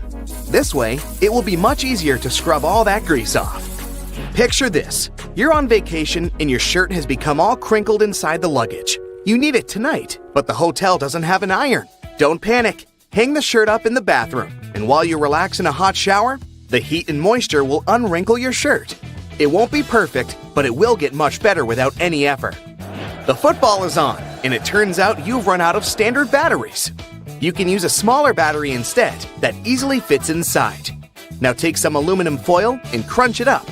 Fit it into the gap on the negative or flat end of the battery. All done. You can turn on the TV now. Once your flip-flops crack and the plug easily slips out of the hole, it's normally a sign that you need a new pair. But there's a way to extend their mileage. Push the plug back through the hole, then take a bread clip and attach it to the end. The clip will provide enough support for the plug to remain in place. You've received a package and the receipt is taped on. You've managed to detach it from the box. But how to separate the tape without ripping the paper? Hold both ends of the tape apart, and by pulling it slowly, the tape stretches and separates itself from the paper without tearing it apart. Ziploc bags are perfect to keep things dry, but it would be great if they were larger. Take 2 and turn one of them inside out. They can now connect and work as one large bag, big enough to protect a keyboard. There's no need to carry your keys in your hand when you go for a jog. Instead, put them inside your pocket, take a rubber band, then tie it around the pocket from the inside. This stops the keys from falling out. You've broken your key in the door. It's stuck. Great. Arranging for a locksmith could cost up to $100, but for a cheaper and quicker option, try using a hot glue stick. Heat the end with a lighter, and once it's warm enough to melt, push the glue into the keyhole. The melted glue will enter the available space, covering part of the key. Once it cools, it compresses and gains a strong hold of the key's end. Now, just pull it out. If you need to siphon liquid through a hose and want to avoid using your mouth, put one end in the liquid and hold the other upwards with your thumb closing the top. Now shake up and down. This jiggle motion pushes liquid upwards, a little each time. And once it reaches the top, lower the exit point and let gravity do the rest. You've left your keys locked inside the car. It's an older model with a roll-down window. You could get the coat hanger and begin the long process of finding the lock, or use duct tape. Make about 20 2-foot-long strands. Stick them onto the window, allowing enough room for the tape to grab onto at the bottom. Then with a friend, take the ends of the tape, holding them together, and pull downwards. The force will allow the window to lower enough that you can unlock the door. While drilling long screws into hardwood, your old drill might not have enough power, leaving them only halfway in. Before the drill gives up, get a block of wax and scrape the edges of the screws with it. The wax works like a lubricant, melting as it gets warm and providing easy entry for the screw. You're out camping, but you didn't bring anything to light the barbecue. Take a small plastic bag that won't leak, fill it up with water, and close it tight, making a round bubble. Hold it over where you want to catch the light from the sun. The bag of water will work like a magnifying glass, starting up the barbecue, just as long as it's a sunny day.